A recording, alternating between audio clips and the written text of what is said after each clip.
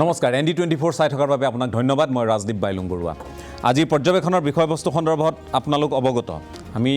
এই বিষয়টো যেটো বিষয়ক লৈ চৰ্চা চলি আছে আজি কেইবাটাও দিন ধৰি আৰু কালি আপোনালোকে দেখিছে সকলো সীমা চেৰাই যি ধৰণৰ এটা পৰিবেশৰ ৰচনা কৰা হ'ল এই পৰিবেশৰ পাছত এতিয়া কাইলৈৰ দিনটোলৈ সকলোৰে অপেক্ষা যে কাইলৈৰ দিনটোত কোনে কাৰ পক্ষত অৱস্থান কৰিব কাৰণ বিৰোধী ঐক্যৰ কথা কৈ থকা হৈছে বিৰোধী ঐক্যৰ কথা কৈ থকাৰ মাজতে কালি কংগ্ৰেছে বিশেষকৈ প্ৰদেশ কংগ্ৰেছৰ যিগৰাকী সভাপতি ভূপেন বৰাৰ নেতৃত্বত এখন সংবাদমেলৰ আয়োজন কৰে আৰু আয়োজন কৰি AIUDFৰ ভূমিকাক লৈ তীব্ৰ সমালোচনা কৰে আৰু এক প্ৰকাৰে আমি দেখিবলৈ পালোঁ যে কালি সকলো সম্পৰ্ক ছেট কৰাৰ প্ৰসংগবোৰ তেওঁলোকৰ মুখত স্থান পালে কিন্তু আজি আকৌ নাটকীয় কেতবোৰ পৰিৱৰ্তন আমি দেখিবলৈ পাইছোঁ সমালোচনা চলি আছে কংগ্ৰেছ AIUDFৰ যি বুজাবুজি সেয়া অন্ত পৰিছে বুলি কোৱা হৈছে কিন্তু AIUDFে কৈছে যে 15টা যি ভোট তেওঁলোকৰ আছে 15গৰাকী যে বিধায়ক আছে তেওঁলোকৰ সমৰ্থন ৰিপুন বৰাৰ পক্ষত থাকিব এয়া ভূপেন বৰাৰ কথামতে যেহেতু তেওঁলোকে আগবাঢ়ি অহা নাই ৰিপুন বৰা তেওঁলোকৰ প্ৰাৰ্থী গতিকে ৰিপুন বৰাৰ পক্ষত তেওঁলোকে অৱস্থান কৰিব AIUDFৰ দাবী তাৰ সমান্তৰালকৈ কংগ্ৰেছে কৈছে ঠিক আছে যে আমি তেওঁলোকক যি কৰিলেও যি নকৰিলেও বিৰোধী ঐক্য বিশেষকৈ বাকি 28টা ভোট তেওঁলোকৰ পক্ষত আছে বুলি কৈছে যদি সকলো কথা ঠিকে থাকে যদি কংগ্ৰেছৰ মতে কৰে কাৰো যদি তাত বিশেষ ধৰণৰ তেওঁলোকৰ ভূমিকা নাথাকে ৰহস্যজনক আৰু আনহাতেদি আমি যদি কওঁ AIUDFেও যদি কোৱা মতে কাম কৰে ৰিপুন বৰাই ওলাই যাব লাগে সেই ফালৰ পৰা কিন্তু কথাটো তেনে হৈ আছেগৈ নে এই যে সংঘাত এই সংঘাতৰ আঁৰৰ আচল কাৰকসমূহ কি এতিয়া এই যুঁজখন বিশেষকৈ আমি দ্বিতীয়খন আসনৰ কাৰণে কথা পাতিব লাগিব ৰণগৌৰা নাৰ্জাৰী বনাম ৰিপুন বৰা নে ৰিপুন বৰা বনাম ভূপেন বৰা যি ধৰণৰ কথা বতৰা AIUDFৰ ফালৰ পৰা উত্থাপন হৈছে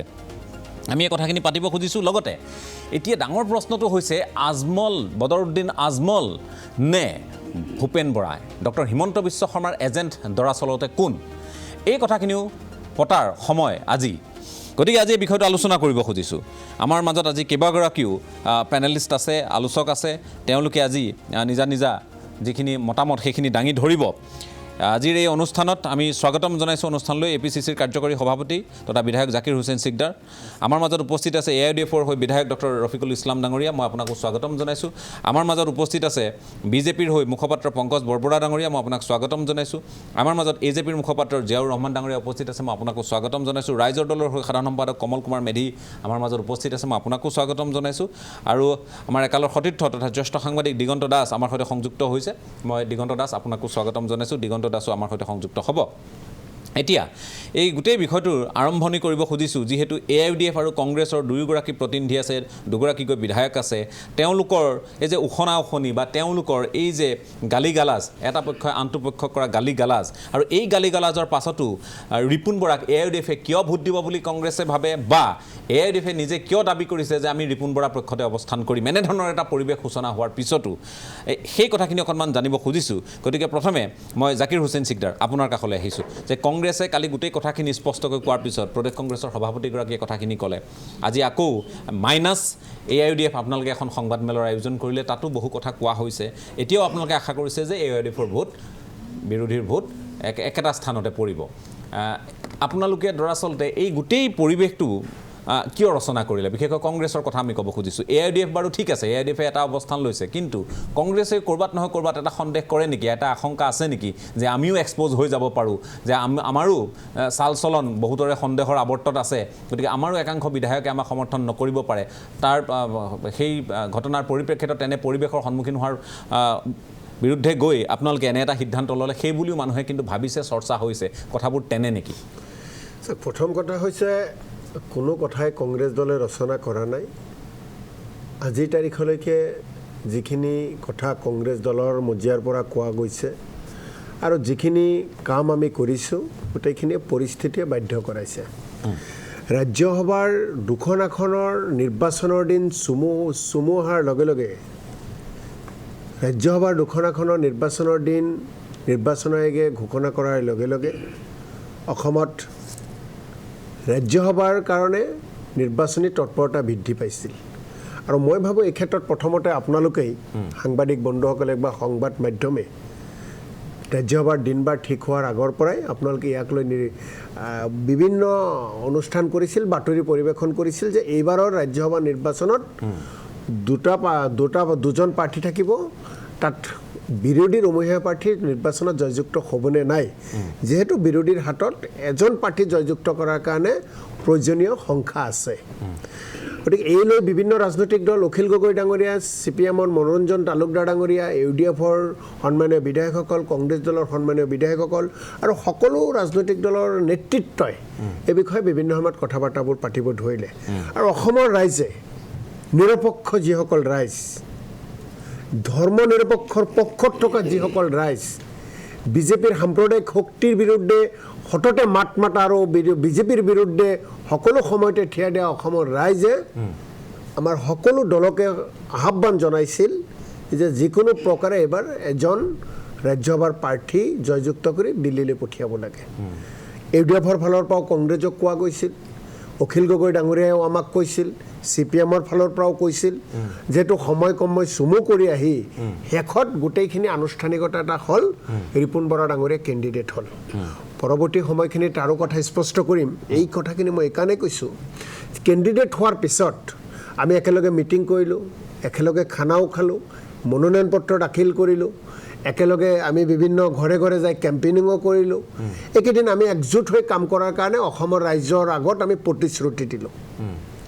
কাম আগবাঢ়িল দিন ঘণ্টা ছেকেণ্ড মিনিট পাৰ হ'ব ধৰিলে নিৰ্বাচন চুমু চাপি আহিল 31 তাৰিখে যিমানে আগবাঢ়িল এটাৰ পিছত এটা পৰ্যায় থাকে কেণ্ডিডেটৰ দায়িত্ব বা ৰাজনৈতিক দলৰ দায়িত্বখিনি পালন কৰিব লাগে যেতিয়া প্ৰত্যেকটো ৰাজনৈতিক দলে এজন এজেণ্ট দিব লাগে যি এজেণ্টে ভোট চাব অবজাৰ্ভাৰ সেই অবজাৰ্ভাৰজনে সেই দলসমূহৰ সন্মানীয় বিধায়কসকলক ভোট কাক দিছে তেওঁ চাব লাগে যেতিয়া UDF দলৰ লগত দিল্লীত হাইকমাণ্ডৰ কথা হৈছিল তেতিয়াই তেওঁলোকে কথা দিছিল যে আমি এইবাৰ কংগ্ৰেছ দলক কেণ্ডিডেট দিলোঁ অহাবাৰ আমাৰ ক্ষেত্ৰত বিবেচনা কৰিব লাগিব আৰু এইবাৰ কেণ্ডিডেট UDF দলৰ পচন্দনীয় কেণ্ডিডেট ৰিপুন বৰা আৰু আমি ৰিপুন বৰাই যি ধৰণে কয় বা কংগ্ৰেছ দলে যি ধৰণে কয় সিদ্ধান্তত আমি মান্তি হ'ম সেইখিনি কথা দিয়াৰ পিছত ৰিপুন বৰা ডাঙৰীয়াই তেওঁলোকক এখন পত্ৰ দিলে যে আপোনালোকৰ দলীয় এজেণ্ট দিয়াৰ কাৰণে মই ঠিক কৰিছোঁ গতিকে আপোনালোকৰ ফালৰ পৰা লেটাৰ এখন দিব লাগে তেওঁলোকৰ পাৰ্টিৰ জেনেৰেল ছেক্ৰেটাৰী চহী কৰিব লাগে কিন্তু UDFে সেই পত্ৰ পোৱাৰ পিছতেই লগে লগে তেওঁলোকে আমাৰ দলৰ প্ৰাৰ্থীৰ লগত আমাৰ দলৰ লগত কোনো আলোচনা নকৰাকৈ এজন তেওঁলোকৰে সন্মানীয় বিধায়ক এজনক এজেণ্ট দিলে তেতিয়া আমাৰ কিছু কথা মনলৈ প্ৰশ্ন আহিল যে যেতিয়া আমাৰ প্ৰাৰ্থী এজন কেণ্ডিডেটে গোটেই এজেণ্ট অবজাৰ্ভাৰ সকলো কেণ্ডিডেটৰ মতেই ঠিক কৰে ঠিক যেনেকৈ অখিল গগৈ ডাঙৰীয়াই ক'লে মোৰ কেণ্ডিডেট দিব পৰা যায় নে নাই চিন্তা কৰক দিলে আপোনালোকে দিব CPM দলৰ মনোৰঞ্জন তালুকদাৰ ডাঙৰীয়াই ক'লে ৰিপুন বৰা ডাঙৰীয়া কেণ্ডিডেট তেওঁৰ ওপৰত এৰি দিছোঁ কংগ্ৰেছ বিধায়িনী দলৰ আমি সিদ্ধান্ত ল'লোঁ যে কেণ্ডিডেট ৰিপুন বৰা ডাঙৰীয়া যাকে দিব তাকে আমি মানি ল'লোঁ কিন্তু UDF দলৰ সেই পত্ৰটো হোৱাৰ পিছত পুলিং এজেণ্ট অবজাৰ্ভাৰ যিখিনি দিব লাগে তেওঁলোকে ৰিপুন বৰা ডাঙৰীয়াৰ মতে নকৰিলে আৰু তাৰপিছত আমি তেওঁলোকক বহুতবাৰ অনুৰোধ কৰিলোঁ বৈঠক হ'ল তেওঁলোকৰ বিধায়িনী কক্ষত আমি গ'লোঁ কিন্তু তাৰপিছত আজমল ডাঙৰীয়াৰ লগত আমি কথা পাতিলোঁ দিল্লীয়ে কথা পাতিলে কোনো ক্ষেত্ৰতে তেওঁলোকে সেই ক্ষেত্ৰত ৰিপুন বৰা ডাঙৰীয়াৰ ওপৰত বিশ্বাস নাৰাখে ৰিপুন বৰা ডাঙৰীয়াৰ লগত তেওঁলোকে ৰিপুন বৰাৰ মতে কামখিনি নকৰিলে আনকি পূৰ্বৰ যিখিনি চৰ্ত আছিল সেই চৰ্তখিনি ভংগ কৰিলে যাৰ কাৰণে যোৱাকালি প্ৰদেশ কংগ্ৰেছৰ সভাপতিয়ে আমাৰ দলীয় নেতৃত্বৰ লগত লৈ আমি যোৱাকালি প্ৰেছ মিট কৰিছোঁ আৰু যিখিনি কথা কৈছে সেইখিনি কথা সকলোৱে জানে হয় মই ৰফিকুল ইছলাম ডাঙৰীয়া আপোনাৰ কাষলৈ আহিছোঁ কথাবোৰ আউল ক'ত লাগিল কাৰণ বিভিন্ন ধৰণৰ কথা বতৰা হৈ আছে একেখিনি কথাকে আমি পাতিব খোজা নাই এতিয়া কথাটো হ'ল এই যিখিনি কথা এখেতৰ ফালৰ পৰা উত্থাপন কৰা হ'ল কালিও সেই একেখিনি কথাই কৈ থকা হৈছে বাৰু তৎসত্ত্বেও এতিয়া কথাটো হ'ল যে আপোনালোকৰ সকলো আমি দেখাত দেখোন সকলো ঠিকেই আছিল প্ৰাৰ্থীও আপোনালোকৰ মতে আৰু প্ৰাৰ্থীগৰাকীয়ে যিহেতু দাবী কৰা বুলি তেওঁ কৈছে যে প্ৰাৰ্থীগৰাকীয়ে যেনেধৰণে বিচাৰিছিল পলিং এজেণ্ট বাকী দলসমূহে অখিল গগৈ এৰি দিলে আৰু ইফালে CPMৰ তালুকদাৰ ডাঙৰীয়া এৰি দিলে আপোনালোকৰ আপত্তিটো ক'ত যে তেওঁলোকৰ মতে এজেণ্ট নিয়োগ কৰাৰ ক্ষেত্ৰত আপোনালোকৰ আপত্তিটো ক'ত হ'ল কংগ্ৰেছৰ সদস্য মাননীয় বিধায়ক তেখেতে কৈছে তেখেতৰ কথাখিনি কংগ্ৰেছে যোৱাকালি যিটো আচৰণ কৰিলে বিশেষভাৱে কংগ্ৰেছৰ সভাপতি ভূপেন বৰা তেখেতে সংবাদমেল দি ইলেকশ্যনৰ 48 ঘণ্টা আগত যিটো বিস্ফোৰণ ঘটালে তেখেতে আৰু যি আচৰণ কৰিলে আৰু যিটো যি তেখেতৰ বক্তব্য ভাষা বা AIUDFৰ প্ৰতি যেনেকৈ তেখেতে সন্দেহৰ আঙুলি টোৱাই যিটো সিদ্ধান্ত যিটো কথা বাৰ্তা ক'লে ইয়াৰ পিছত মই ভাবোঁ তেখেতসকলৰ লগত সুস্থ কোনো এটা দল খুব ভালদৰে সম্পৰ্ক ৰখাৰ পক্ষপাতী নহ'ব তথাপিও যিহেতু ৰিপুণ বৰা ডাঙৰীয়া আমাৰ পচন্দৰ কেণ্ডিডেট তেখেতে কৈ গৈছে কথাটো বিলকুল সঁচা আৰু ভূপেন বৰা ৰিপুণ বৰাৰ যিটো কণ্ডল এইটো গোটেই অসমে জানে তেখেতসকলৰ সভাপতিলৈ হওক বা তেখেতসকলে ওচৰা ওচৰি জাগাত তেখেতসকলৰ দলৰ মাজত যিটো কণ্ডল সেই কথাটো গোটেই অসমে জানে ৰিপুণ বৰা ডাঙৰীয়া যেতিয়া তেখেতে মনোনয়ন কপিটো উঠালে তেখেতে নমিনেশ্যন পেপাৰ যেতিয়া উঠালে ভূপেন বৰাৰ নেতৃত্বত কংগ্ৰেছ দল বা তেখেতসকলৰ পাৰ্টি বেলেগ এটা উঠালে এই কথা বাৰ্তাবিলাক কিন্তু গোটেই অসমে জানে চব আমি জানো ইয়াৰ পিছত তেখেতে কেণ্ডিডেট হ'ল এখেতেও কৈ যোৱাৰ দৰে যে আমাৰো পচন্দৰ কেণ্ডিডেট আছিল ভূপেন বৰা আজি নিজে কৈছে যে আমাৰ পাঁচজন কেণ্ডিডেট আছিল আৰু আমাৰ মাজত মতানৈক্য আছিল এই পাঁচজনলৈ কিন্তু UDFৰ চইচৰ কেণ্ডিডেট ৰিপুণ বৰা আছিল তো তেখেতসকলৰ মতানৈক্য এই কথা বাৰ্তাবিলাকো মানুহে মনত কৰিব যে তেখেতসকলৰ বিধায়কসকলৰ মাজত বা দলৰ নেতৃত্বৰ মাজত কেণ্ডিডেট লৈ মতানৈক্য আছিল তেখেতসকলৰ যিয়ে নহওক ৰিপুণ বৰা ডাঙৰীয়া কেণ্ডিডেট হ'ল আমি আৰম্ভণিৰ পৰা কৈ আছোঁ এতিয়াও কৈ আছোঁ যে আমি 15জন ইনটেক্ট আমাৰ বিধায়ক আছে আমি তেখেতৰ পক্ষত ভোট দিম কিন্তু কংগ্ৰেছে যি আচৰণ আৰম্ভণিৰ পৰা তেখেতসকলৰ 26জন বিধায়ক 26জন কওক 27জন কওক তেখেতসকলৰ বিধায়ক সেইখিনি সংখ্যা দি তেখেতসকলে ৰাজ্যসভাত পঠাব নোৱাৰে তেখেতসকলৰ প্ৰয়োজন AIUDF তেখেতসকলৰ প্ৰয়োজন অখিল গগৈ ডাঙৰীয়া মনোৰঞ্জন তালুকদাৰ ডাঙৰীয়া প্ৰয়োজন তেখেতসকলক তাৰ পিছতো আমাৰ লগত যি আচৰণ আৰম্ভণিৰ পৰা তেখেতসকলে কৰিছে যি ব্যৱহাৰ কৰিছে কেণ্ডিডেট তেখেতসকলে অকলে ফাইনেল কৰে আমাক নামাতে দিল্লীত তেখেতসকলে লিষ্ট পঠাই দিয়ে আমাৰ লগত কোনো কথা নাপাতে তেখেতসকলে জানে যে 26জন দি ৰাজ্যসভাৰ সদস্য নহয় কিন্তু আমাৰ লগত কোনো আলাপ আলোচনা নকৰাকৈ একপক্ষীয়ভাৱে বহুত দূৰলৈকে তেখেতসকলে গুচি গ'ল সেইলৈ তুতু মেমো কিন্তু ইলেকশ্যনৰ আগত হৈছে এই কথাখিনি নিশ্চয় আপোনালোকৰ মনত আছে ইয়াৰ পিছত যিয়ে নহওক সিদ্ধান্ত আমি তথাপিও সব আমি বিচাৰিছিলোঁ যে এইবাৰ আমাক সুবিধাটো দিব লাগে তেখেতসকলে আমাক অনুৰোধ কৰিল যে নাই এইবাৰ তেখেতসকলক দিব লাগে আমি এৰিলোঁ নমিনেশ্যন হ'ল আমি লগে লগে আছোঁ সবখিনি ঠিকে ঠাকে আছে এতিয়া এজেণ্টৰ কথাত আহি আপোনালোকে ইয়াতে ক'ব বিচাৰিছোঁ ইয়াৰ মাজত আপোনালোকে চাব এজেণ্ট কংগ্ৰেছৰ দলৰ পৰাই দিব UDFৰ এজেণ্ট নিয়ম হিচাপে এইটো ইলেকশ্যন কমিশ্যনৰ ৰিপৰ্ট আপুনি চাব 2018ত ইছ্যু কৰা নিৰ্বাচন আয়োগৰ পৰা এইটো দিয়া এইটোতে আপোনাৰ দিয়া আছে ইয়াতে মেম্বাৰ অফ ডেট এইটো আছে who is a member of that party মই একেবাৰে সাধাৰণ মই একেবাৰে কৈছোঁ মানে এজেণ্ট AIUDFৰ এজেণ্ট AIUDF দলৰ পৰাই হ'ব তো আমাৰ 15টা ভোট লাগে আস্থাৰ ওপৰতে ভোট দিম আমি আৰম্ভণিৰ পৰা কৈ আছোঁ তো আমাৰ মাজৰ পৰা কোনোবা এজেণ্ট আমি নিৰ্বাচিত কৰিলে সেইটো তেখেতসকলৰ কি অসুবিধা দলৰ ইমানখিনি এখতিয়াৰ নাই নেকি আমাৰ যে আমাৰ দলৰ মাজৰ পৰা আমি কৰিম তেখেতসকলেও ৰিপুণ বৰা ডাঙৰীয়াও যদি নিৰ্বাচিত কৰে আমাৰ 15জন বিধায়কৰ কোনোবা এজনকে কৰিব লাগিব আমি নজৰুল হকক কৰিছোঁ ছিনিয়ৰ বিধায়ক দ্বিতীয়বাৰৰ বিধায়ক জিলা পৰিষদৰ চেয়াৰমেন আছিল এক্সপিৰিয়েঞ্চড হয় আমাৰ কোৰ কমিটিৰ এজন মেম্বাৰ এজন ভাল বিধায়ক নজৰুল হক সবেই জানে গোটেই ধুবুৰীবাসীয়ে জানে ধুবুৰী মানুহে জানে কোনো ফাংফুং বিধায়কক আমি দিয়া নাই ভাল এজন মানুহক আমি যোগ্য মানুহক যাৰ ওপৰত আমাৰ ট্ৰাষ্ট আছে তেনেকুৱা এজন মানুহক আমি কৰিছোঁ তাৰপিছত আপুনি চাব অকল আমি এইখিনি কৰাই নহয় কৰাৰ পিছত ৰিপুণ বৰা ডাঙৰীয়া নিজে আমাৰ লবিত আহিছে তেখেতৰ লগত আমাৰ সদস্যসকলে ডিছকাছ কৰিছে যে আমি আমাৰ মাজত আলোচনা কৰি নজৰুল হক আপোনাৰ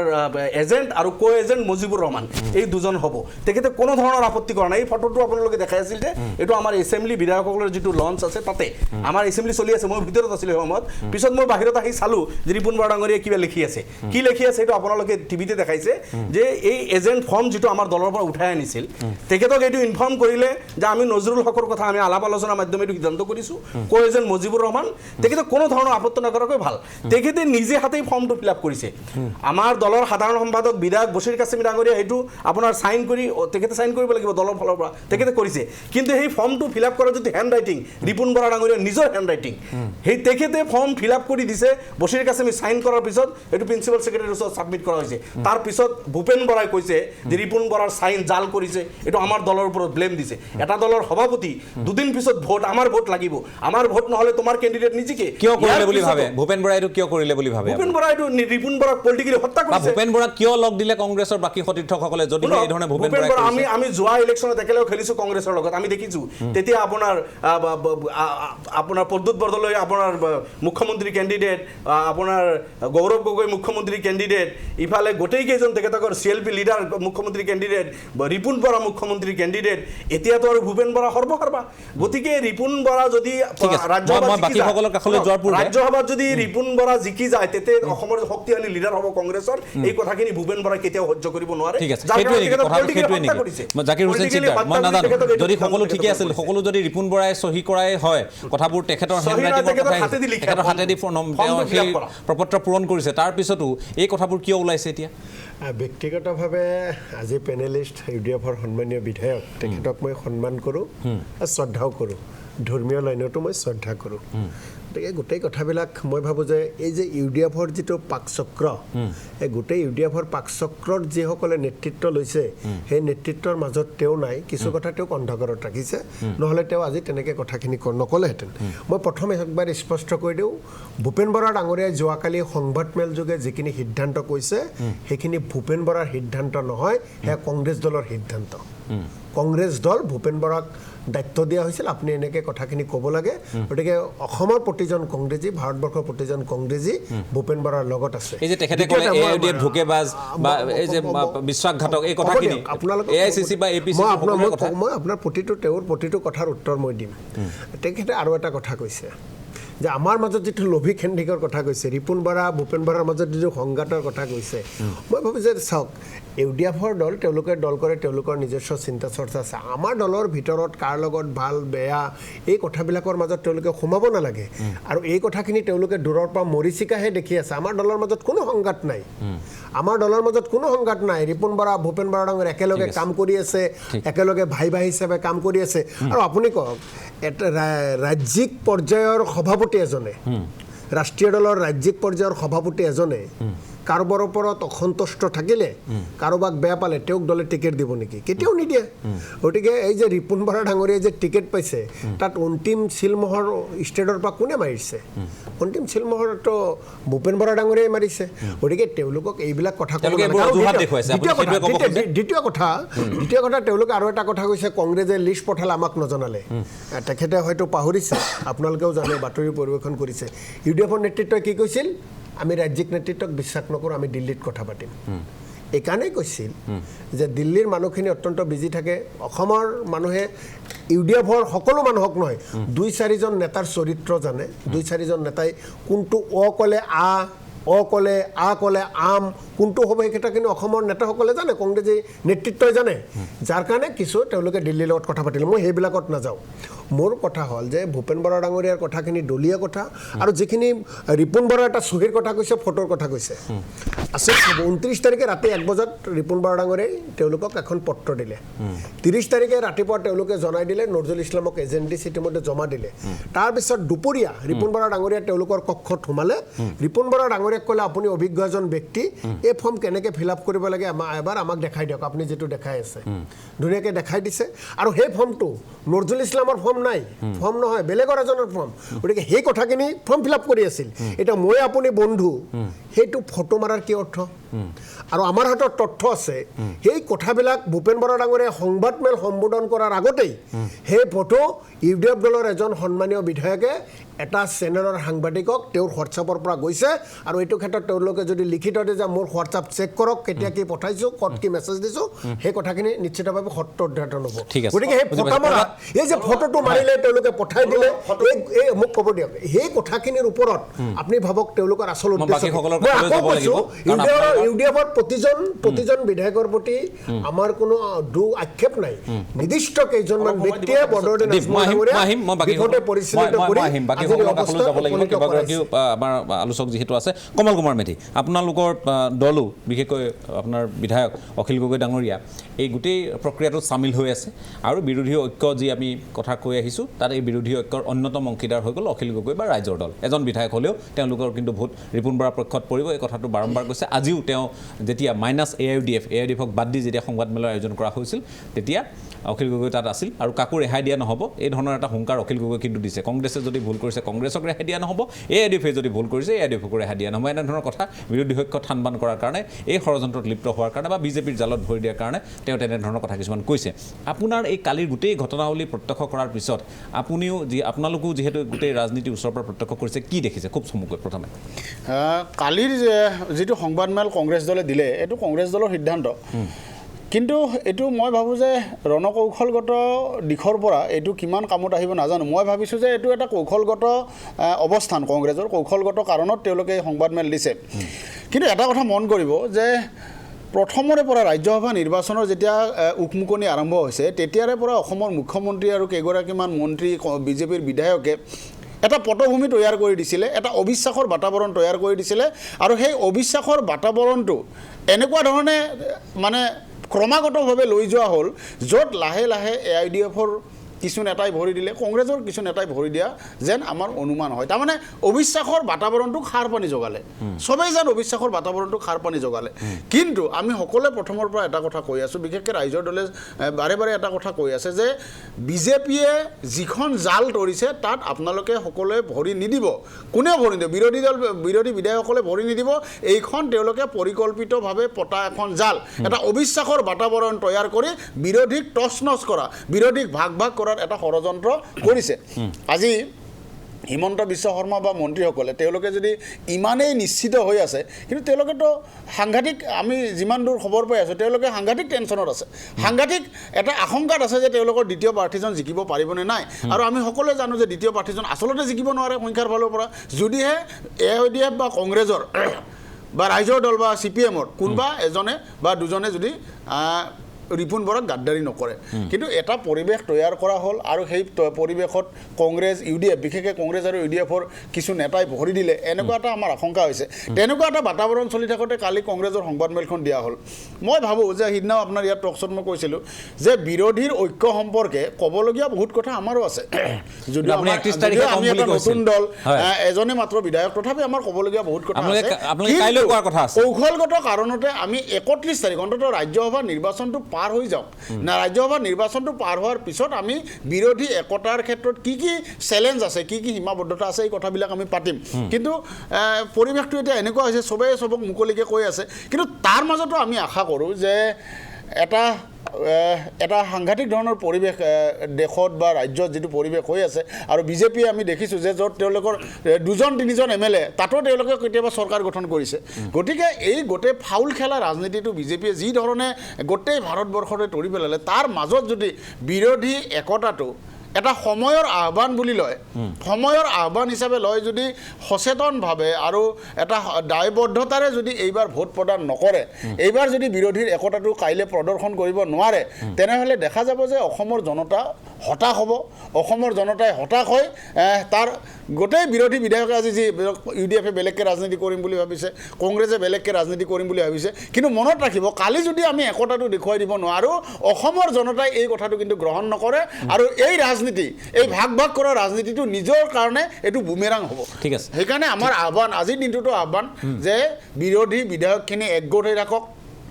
31 তাৰিখৰ পিছত আমি পাতিম কি আমাৰ মাজত পাতিবলগীয়া আছে, কিন্তু আমি যাতে ভাগ ভাগ নহওঁ। আৰু আকৌ এবাৰ দোহাৰিছোঁ, ৰাইজৰ দলে যিটো এটাই মাত্ৰ ভোট, এই ভোটটো ৰিপুণ বৰাৰ সপক্ষত পৰিব। ঠিক আছে, মই আহিব খুজিছোঁ জিয়াউৰ ৰহমান। মই একেবাৰে শেষতহে মই পংকজ বৰবৰুৱা ডাঙৰীয়াৰ কাষলৈ যাম। আপুনি হাঁহি আছে আৰু আপোনালোক যথেষ্ট কনফিডেণ্ট, আত্মবিশ্বাসী এই গোটেই প্ৰক্ৰিয়াবোৰ প্ৰত্যক্ষ কৰাৰ পিছত যেন অনুমান এটা মোৰ হৈছে। যে কি নহওক, মই জিয়াউৰ ৰহমান ডাঙৰীয়া আপোনাৰ কাষলৈ আহিছোঁ। খুব চমুকৈ এই গোটেই যিবোৰ আমি ৰূপ দেখি আছোঁ, যে আজি এটা পৰিৱেশ, কালি এটা পৰিৱেশ, হঠাৎ আমি দেখিছোঁ যে ব্লেকমেইলিঙৰ প্ৰসংগ ওলাইছে, কোনোবাই কাৰোবাক উপঢৌকন দিব বিচৰা কথা ওলাইছে, ফটোখনক লৈ ৰাজনীতি হৈছে, তাৰপিছতে আন কোনোবাই কৈছে আমাৰ হাততো কল ৰেকৰ্ডিং আছে, এই ধৰণৰ কথা বতৰা। আৰু ক'ত হৈছে এয়া দুই, মানে মই ক'ব লাগিব যে দুই শত্ৰুপক্ষৰ মাজত হোৱা নাই। শত্ৰুপক্ষ অৰ্থাৎ মই এইটো কৈছোঁ যে কোনো কাৰো ঘূৰ শত্ৰু নহয়, নিৰ্বাচনী ৰণনীতিৰ মই শত্ৰুৰ কথাটো কৈছোঁ। কিন্তু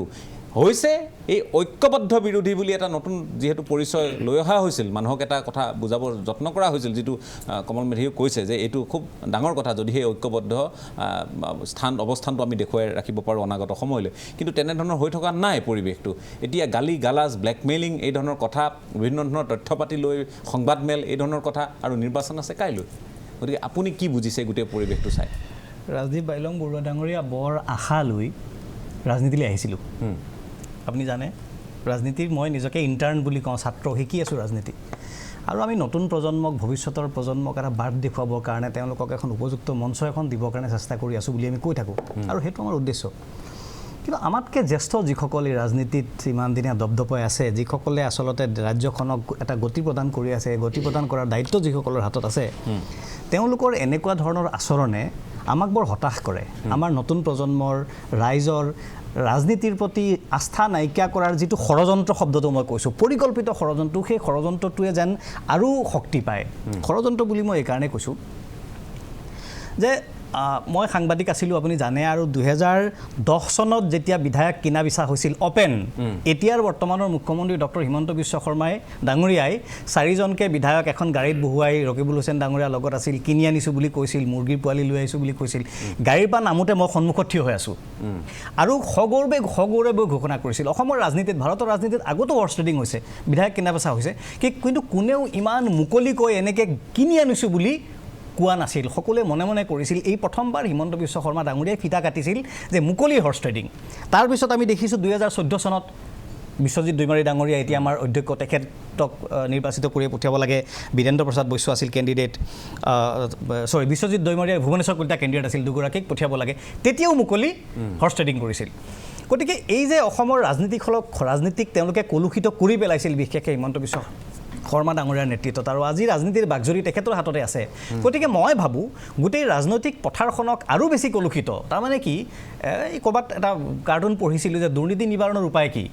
সতীশ শৰ্মা চাগে তেখেতৰ নামটো আছিল, পাহৰি, অবিকল বুলি এখন মেগাজিনত পঢ়িছিলোঁ এটা কাৰ্টুন, সতীশ কাকতি, মোৰ ভুল হৈ গ'ল নামটো, ক্ষমা কৰিব। তো এই কাৰ্টুনটোত আছিল এইটো যে দুৰ্নীতি নিবাৰণৰ উপায় কি, দুৰ্নীতি নিবাৰণৰ এটাই উপায়, সকলো মানুহ দুৰ্নীতিগ্ৰস্ত হৈ যোৱা। তো এইটো যে সুস্থ ৰাজনৈতিক বাতাবৰণ নষ্ট কৰাৰ কাৰণে, সুস্থ মানুহৰ মাজত ৰাজনীতিৰ প্ৰতি আস্থা নাইকিয়া কৰিবৰ কাৰণে, মানুহক হতাশাগ্ৰস্ত কৰিবৰ কাৰণে কি কৰিব লাগিব, সকলো মানুহকে আপুনি দুৰ্নীতিগ্ৰস্ত কৰি পেলাওক, সকলো মানুহকে আপুনি অসৎ কৰি পেলাওক, আৰু এইটো ৰাজনীতিক অসৎ কৰি তোলাৰ এটা তেখেতসকলৰ পৰিকল্পিত ষড়যন্ত্ৰ। হিমন্ত বিশ্ব শৰ্মা ডাঙৰীয়াই এগৰাকী সাংসদ দিল্লীলৈ নিৰ্বাচিত কৰি নপঠিয়ালে দিল্লী গভৰ্ণমেণ্টৰ একো ক্ষতি নহয়। পাৰ্লামেণ্টত বিজেপিৰ সদস্য সংখ্যা 97 আৰু এগৰাকী যেনিবা কম হ'ল, দিল্লীৰ চৰকাৰ ভঙা পতাত একো সহায় নকৰে। তেতিয়াহ'লে এগৰাকী বিধায়ক কিনা বেচাৰ চেষ্টা ষড়যন্ত্ৰ নকৰিলে কি ক্ষতি হ'লহেঁতেন বিজেপিৰ? একো ক্ষতি নহয়। কিন্তু তেখেতসকলৰ উদ্দেশ্যটো হৈছে ৰাজনীতিক কলুষিত কৰা। এতিয়া আপোনাৰ প্ৰশ্নটোৰ মই উত্তৰ দিওঁ। এতিয়া আমি অসম জাতীয় পৰিষদৰ আমাৰ বিধায়ক নাই, গতিকে আচলতে আমি ষ্টেক হোল্ডাৰ নহয়, আমি একো পাৰ্টি নহয় এইটো ডিবেটত। তথাপি এগৰাকী নাগৰিক হিচাপে আমি আমাৰ মতামত দিব পাৰোঁ, এটা ৰাজনৈতিক দলৰ, নতুন ৰাজনৈতিক দলৰ সদস্য হিচাপে আমাৰ মতামত দিব পাৰোঁ। আমি বিচাৰোঁ যে কংগ্ৰেছেও নিজৰ উদাৰতা দেখুৱাওক, AIUDFও নিজৰ উদাৰতা দেখুৱাওক। আৰু মই ভূপেন বৰা ডাঙৰীয়াৰ এই যিটো ৰাজনৈতিক কৌশল, মই এই ৰাজনৈতিক কৌশলটোক, মই যিহেতু সাংবাদিকতাৰ পলিটিকেল ৰিপৰ্টিং কৰিছিলোঁ, সেই অভিজ্ঞতাটো মোৰ আছে। আৰু মই আপোনাক কৈছোঁ 3টা ৰাজ্যসভা নিৰ্বাচন সাংবাদিক হিচাপে মই দেখিছিলোঁ, ওচৰৰ পৰা খুব ভালকৈ দেখিছিলোঁ। গতিকে মোৰ এটা যিটো নিজস্ব কেলকুলেশ্যন, সেই কেলকুলেশ্যন মতে ভূপেন বৰা ডাঙৰীয়া কিন্তু বৰ এটা মেচিউৰ্ড চাল খেলিছে কিন্তু এইবাৰ। আৰু মেচিউৰ্ড চালটো কি, যে ভূপেন বৰা ডাঙৰীয়াই দেখিছে যে হয়তো তেওঁৰ দলৰে হওক বা বিজেপি AIUDF দলৰে হওক কোনোবা বিধায়ক বিক্ৰী হ'ব পাৰে। গতিকে তেখেতে মিত্ৰতা ভংগ কৰিছোঁ বুলি কৈ দিয়াৰ লগে লগে দুয়োটা ৰাজনৈতিক দলৰ আটাইকেইগৰাকী বিধায়কৰ ওপৰত, মানে বিৰোধী ৰাজনৈতিক নেতাসকলৰ ওপৰত এটা প্ৰেছাৰ পৰি গ'ল। এতিয়া সকলোৱে নিজকে প্ৰমাণ কৰিব লাগিব। সেইটো গতিকে এইটো এটা মেচিউৰ্ড ৰাজনৈতিক চাল বুলি মই ভাবোঁ। মই দুয়োটা ৰাজনৈতিক দলক মই আহ্বান জনাওঁ যে এনেকুৱা ধৰণৰ আপোনালোকৰ এই খোৱা কামোৰা ৰাজনীতিয়ে সাধাৰণ মানুহৰ ৰাজনীতিৰ প্ৰতি থকা আস্থা আৰু নাইকিয়া কৰিব। দেশখনৰ যদি ৰাজনীতি বাতাবৰণ মানে শুদ্ধ নহয়, যদি সবল নহয়, সুস্থ নহয়, তেতিয়াহ'লে দেশখন প্ৰগতিৰ পথত আগবাঢ়িব লাগে বুলি যে আমি সকলোৱে কামনা কৰোঁ, আকাংক্ষা কৰোঁ, সেইটো নহ'ব। গতিকে আপোনালোকে উদাৰতা দেখুৱাব লাগিব। গতিকে কাইলৈ দিনটোৰ কাৰণে আপুনি বিচাৰিছে যে এতিয়াও সময় আছে। মই দিগন্ত দাসৰ কাষলৈ অকণমান সময়ৰ কাৰণে যাব খুজিছোঁ, তাৰপিছতে মই সতীৰ্থগৰাকীৰ কাষলৈ যাম। আমাৰ এগৰাকী সতীৰ্থও আছে, মুকুট ৰয়। নহ'লে মই অকণমান সময়ৰ কাৰণে মুকুট ৰয়ৰ পৰা কেইটামান কথা জানি লৈ তাৰপিছতে দিগন্ত দাসৰ কাষলৈ যাওঁ, কাৰণ মুকুট ৰয়ক মই বিদায় দিব লাগিব। মুকুট ৰয়, সময় কম, কিন্তু এই মুহূৰ্তৰ গোটেই বাতাবৰণটো আপোনাৰ দৃষ্টিত, আপুনি গোটেই কথাখিনি একেবাৰে কাষৰ পৰা প্ৰত্যক্ষ কৰি আছে, আপোনাৰ দৃষ্টিত আপুনি কি দেখিছে, কাইলৈ কি হ'ব যেন আপোনাৰ অনুমান হৈছে, খুব সংক্ষেপে ক'ব। হয় ৰাজদীপ, ইতিমধ্যে যি আজি নিৰ্বাচনৰ প্ৰাকখনত কেওটা ৰাজনৈতিক দলে পৃথকে আলোচনাত মিলিত হৈছে। বিশেষকৈ যদিও আলোচনা বুলি কোৱা হৈছে, আচলতে তেওঁলোকে ভোটদানৰ আখৰাহে ইয়াত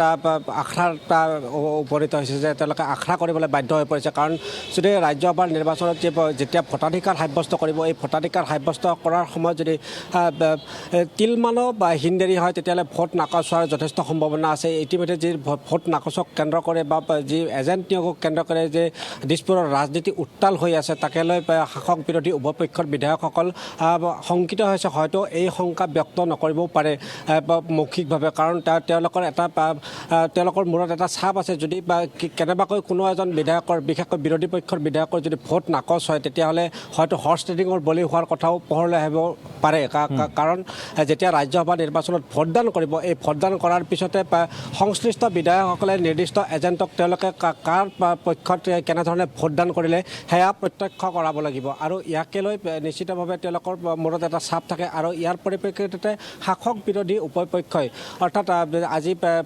শাসকীয় যি বিজেপি মিত্ৰজোঁট আছে এই মিত্ৰজোঁটৰ যিসকল বিধায়ক আছে এই বিধায়কসকলে কেওটা ৰাজনৈতিক দলৰ সভাপতিৰ উপস্থিতিত তেওঁলোকে ভোটদান সাব্যস্ত কৰিছে প্ৰথম পচন্দৰ প্ৰাৰ্থীগৰাকীকো কেনেদৰে ভোটদান কৰিব লাগে সেই সম্পৰ্কত আখৰা দিছে আৰু দ্বিতীয় পচন্দৰ প্ৰাৰ্থীগৰাকীক কেনেদৰে ভোটদান কৰিব লাগে সেই সম্পৰ্কত আখৰা দিছে ইতিপূৰ্বে শাসকীয় মিত্ৰজোঁটৰ দলে দুবাৰকৈ এই ভোটদানৰ আখৰাত উপনীত হৈছিল আৰু তেওঁলোকৰ আজিও চলি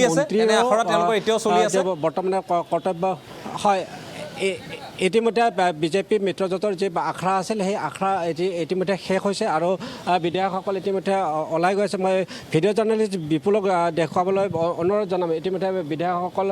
ওলাই আহি আছে আমাৰ কাষতে দীপায়ন চক্ৰৱৰ্তী আৰু নন্দিতা বা গাৰ্লছা আদি এনেধৰণৰ বিধায়ক ৰৈ থকা আমি প্ৰত্যক্ষ কৰিছোঁ আৰু কিছুসংখ্যক বিধায়ক ইতিমধ্যে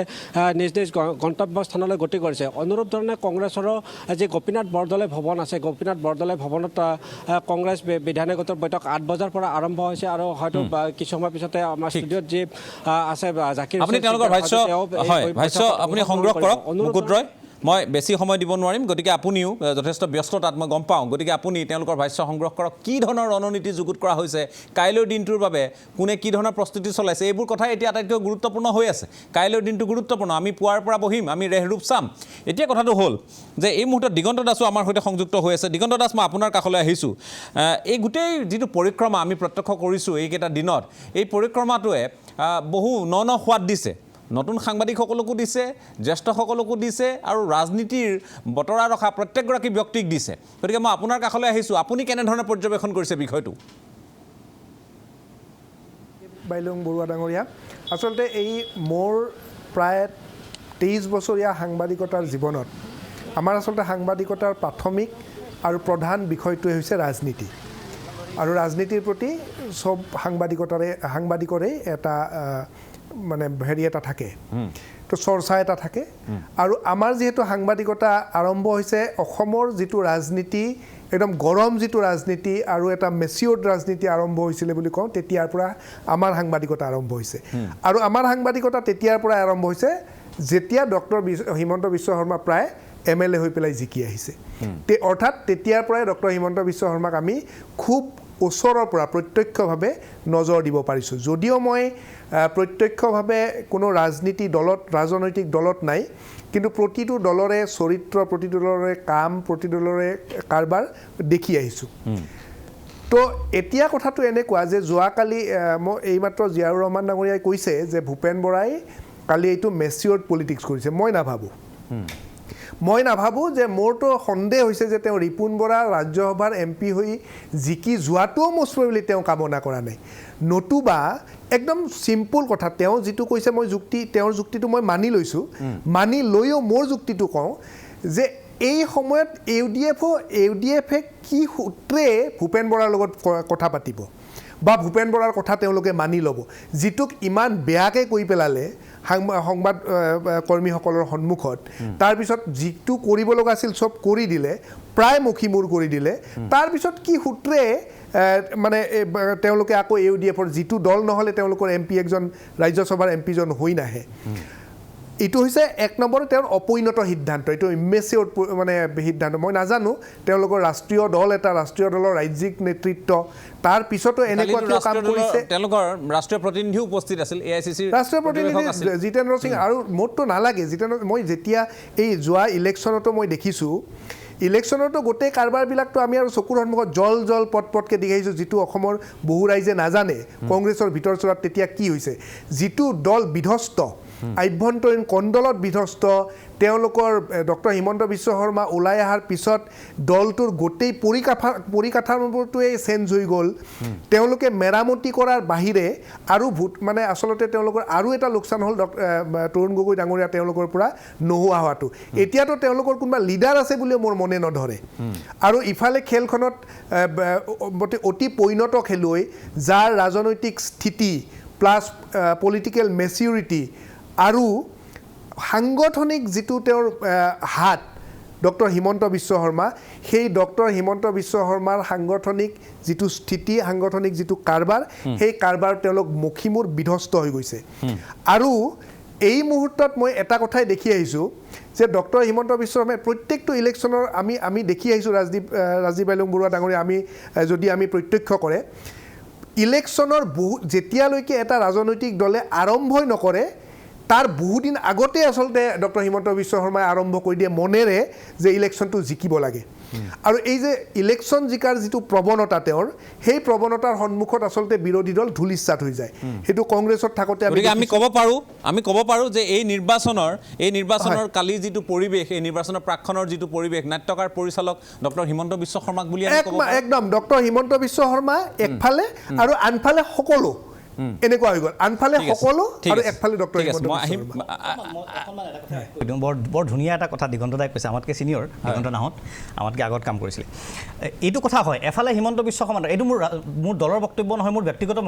বক্তব্য আপুনি যিহেতু মোক মাতোতেই কৈছিলে যিহেতু আপোনাৰ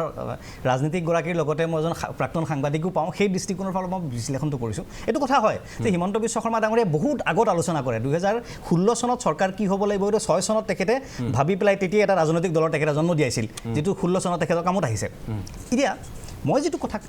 দিগন্ত দাই কণ্ট্ৰাডিক্ট কৰিছিলে সেই কথাটো জাষ্ট এটা স্পষ্টীকৰণ দিওঁ কথাটো এনেকুৱা যে মই যিটো বিশ্লেষণ কৰিছোঁ মোৰ মতে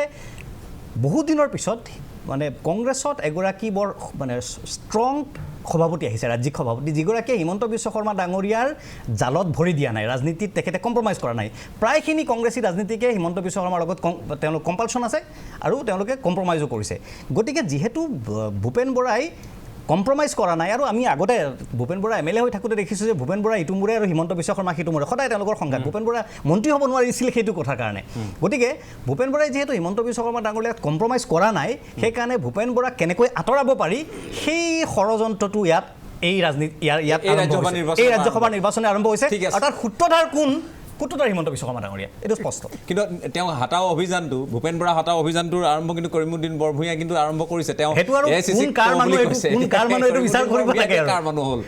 এই যদি সেইটোৱে হয় যদি ভূপেন বৰাক আঁতৰাবই লাগে আৰু সেই একেধৰণৰ সময়তে যদি আমি দেখোঁ যে কৰিমুদ্দিন বৰভূঞাৰ কথাখিনিও যদি আমি মিলাওঁ এআইডিএফৰ বিধায়কগৰাকীয়ে গতিকে এই নাটকত অন্যতম এটা চৰিত্ৰ নিশ্চয় কৰিমুদ্দিন বৰভূঞাৰ দৰে ব্যক্তিসকলে ৰূপায়ণ কৰিছে হয়তো মই কৈছোঁ মই এইবাৰ পংকজ বৰবৰা আপোনাৰ কাষলৈ আহিছোঁ দীৰ্ঘ সময় আপুনি সকলোৰে কথা শুনিছে আৰু আজি আপোনালোকৰ বহু বিধায়কে কৈছে আমিনো গৈ কি কৰিম মই খোলাকৈ কৈছোঁ আৰু আপোনালোকৰ কৰ্মশালাও আছিল গতিকে দলৰ মুখপাত্ৰ হিচাপে আপোনাৰ ওপৰত দায়িত্ব পৰিল মই অতি শেহতীয়াকৈ আপোনাক আমন্ত্ৰণ জনাবলগীয়া হ'ল আটাইতকৈ পলমকৈ বোধহয় মই আপোনাকে আমন্ত্ৰণ জনাইছোঁ এতিয়া কথাটো হ'ল বা সুধিছোঁ আপোনাকেই আটাইতকৈ পলমকৈ এতিয়া কথাটো হ'ল আপোনালোকৰ ক'বলগীয়া একো নাই নেকি এই সংঘাতৰ পৰিৱেশৰ মাজত ৰাজনৈতিক দল হিচাপে গণতন্ত্ৰত আমি এটা শক্তিশালী বিৰোধী দল থকাটো সদায় বিচাৰিছোঁ ভাৰতীয় জনতা পাৰ্টি আমি আশা কৰিছিলোঁ যে চৰকাৰখন হোৱাৰ পিছত বিধানসভাত এটা বিৰোধী দল থাকিব এটা শক্তিশালী বিৰোধী হ'ব আৰু আমাৰ যিখিনি উন্নয়নমূলক আমি কাম কৰিছোঁ জনকল্যাণমূলক কাম কৰিছোঁ সেইখিনিলৈ বিৰোধী দলবিলাকে সমৰ্থন জনাব আৰু আমি অদূৰ ভৱিষ্যতত যেতিয়া ক'ৰবাত কিবা ভুল কৰোঁ আমাক আঙুলিয়াই দিব কিন্তু এই ৰাজ্যসভা নিৰ্বাচন লৈ বিৰোধী দলসমূহৰ মাজত যিটো সংঘাত হৈছে সেইটো সংঘাতৰ ফলত অসমৰ কোনোবা যদি কৈছিল ৰাজনীতি হয়তো কমলে কৈছিল যে ৰাইজ আজি হতাশ বিৰোধী দলৰ পৰা তেনেকুৱা এটা ভূমিকা কোনো আশা কৰা নাছিল সেইখিনি কথা কোৱাৰ লগতে মই আন এটা কথা মনত পৰিছে কৈ দিওঁ জাতীয় পৰিষদৰ পৰা যি আৰু কৈছে যে 10 চনৰ ৰাজ্যসভা নিৰ্বাচনৰ সময়ত তেওঁ সাংবাদিকৰ ওচৰৰ পৰা আছিল আৰু কিবা প্ৰকাৰে মই আজি গোটেইখিনি ব্যাখ্যা কৰিব খোজা নাই কিবা প্ৰকাৰে সেই অঞ্চল সেই সময়ত মই এই গোটেই বিষয়টোৰ লগত কিবা প্ৰকাৰে জড়িত হৈ আছিল কিন্তু হিমন্ত বিশ্ব শৰ্মা বা ৰকিবুল হুছেইনে আজি আছে হিমন্ত বিশ্ব শৰ্মা ডাঙৰীয়াও আছে তেওঁ তেনেকৈ কেতিয়াও মুৰ্গী চুৰ্গী এইবিলাক শব্দ কোৱা নাই আৰু সেইটো এজন পইণ্টত নাই ময়ো আছোঁ আজি 10 বছৰ লায়ন বুলি কৈছে মুৰ্গী বুলি কোৱা নাই ভুল ব্যাখ্যাটো দিছে আৰু আজিৰ ৰাজনীতিত এনেকুৱা এটা হৈছে সকলোৱে গোটেই বস্তুটোৰ কাৰণে হিমন্ত বিশ্ব শৰ্মাক দায়ী বুলি ক'ব খুজিছে কিন্তু কাৰ নিৰ্দেশত সেইটো হৈছিল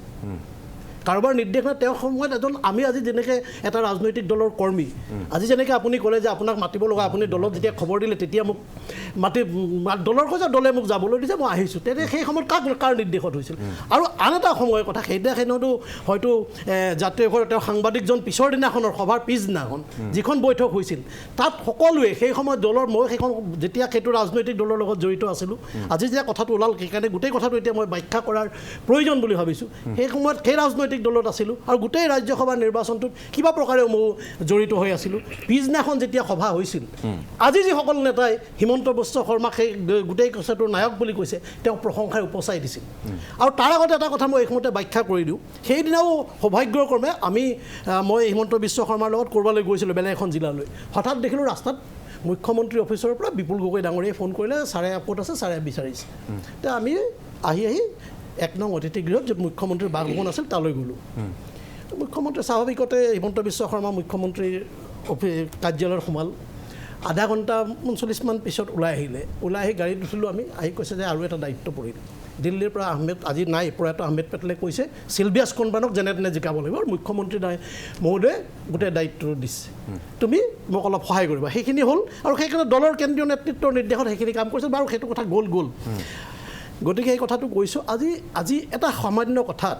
আৰু আজি এনেকুৱা লাগিছে জীয়াই হয় তেওঁ এটা ৰাজনৈতিক দলত হয়তো এতিয়া এজন কৰ্মী কিন্তু তেখেতে ভূপেন বৰাক যি ধৰণে প্ৰশংসা কৰিছে গোটেই বস্তুটো তেওঁ প্ৰশংসা কৰিছে ঠিক আছে তেওঁৰ ব্যক্তিগত কথা ক'ব লগা নাই কিন্তু মই প্ৰথমতে কৈছোঁ এই কথাখিনি আকৌ হৈছে আমি এটা শক্তিশালী আগতে দেখিছিল ভাৰতীয় জনতা পাৰ্টীৰ 5জন বিধায়ক আছিল আজি প্ৰয়াত বিমলাংশু ৰয় ডাঙৰীয়া আছিল মিছন ৰঞ্জন দাস ডাঙৰীয়া আছিল বিধানসভাত আমাৰ প্ৰশান্ত ফুকন দাস ৰঞ্জিত দাস দত্ত ডাঙৰীয়া আছিল তেতিয়া কিন্তু এটা শক্তিশালী আমি বিৰোধী ভূমিকা পালন কৰিছে সংসদত বাজপেয়ী ডাঙৰীয়া সুষমা স্বৰাজ আমাৰ আজি সুষমা স্বৰাজো নাই আমাৰ অৰুণ জেটলী ডাঙৰীয়াও নাই শক্তিশালী আমি ভাবিছিলোঁ শক্তিশালী এটা থাকিব কিন্তু এনেকুৱা এটা পৰিস্থিতি উদ্ভৱ হৈছে যে অকলে বিধানসভা নহয় আপুনি আজি দুদিন আগতে অসমীয়া প্ৰতিদিন কাকত এটা নিউজ আহিছে যে প্ৰতিটো ৰাজনৈতিক দলে কমলেও কৈছে নেকি যে আমি আলোচনা কৰি আছিলোঁ পৌৰ নিগমৰ লৈ গুৱাহাটী পৌৰ কংগ্ৰেছে গোটেইখিনি প্ৰাৰ্থী ডিক্লেয়াৰ কৰি দিলে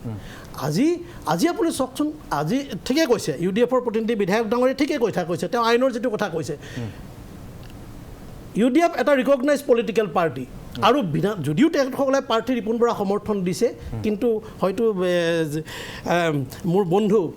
জাকিৰেও স্বীকাৰ কৰিব ৰিপুণ বৰা কিন্তু তাত লিখা আছে ভাৰতীয় জাতীয় কংগ্ৰেছৰ প্ৰাৰ্থী হিচাপে INC প্ৰাৰ্থী হিচাপে আছে তেখেতে আৰু এখেতসকলৰ যেতিয়া 15জন বিধায়ক আছে মই UDFৰ সমৰ্থন কৰা নাই আমি দলৰ পৰা কৈছে UDFৰ ভোট আমাক নালাগে UDFে স্পষ্টভাৱে তেওঁলোকৰ এইটো অধিকাৰ আছে পুলিং এজেণ্ট কাক দিব সেইটো UDF এটা ৰিকগনাইজ পলিটিকেল পাৰ্টি দিব পাৰে আৰু যে আজি এনেকুৱা এটা পৰিস্থিতি উদ্ভৱ হৈছে আমি আচৰিত হৈছোঁ এটা ৰাজনৈতিক কৰ্মী এই যে এইবিলাক ঘটনা হৈ থাকিল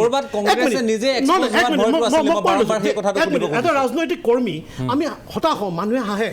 যে এই পলিটিচিয়ানবিলাকৰ এনেকুৱা কি এটা হৈছে আজি কেইদিনমান আগতে একেলগে মহাজোঁট পাতিলে বিৰাট হাত ধৰি চবে ফটো দিলে আমাৰ চৰকাৰ হ'ব ঠিকেই কৈছে যে কোন 4জন মুখ্যমন্ত্ৰী এজন মুখ্যমন্ত্ৰী উপমুখ্যমন্ত্ৰী হোৱাৰ প্ৰতিযোগিতা থাকিল তেতিয়া তাৰ 1 বছৰ আগত UDFক নালাগে বুলি ক'লে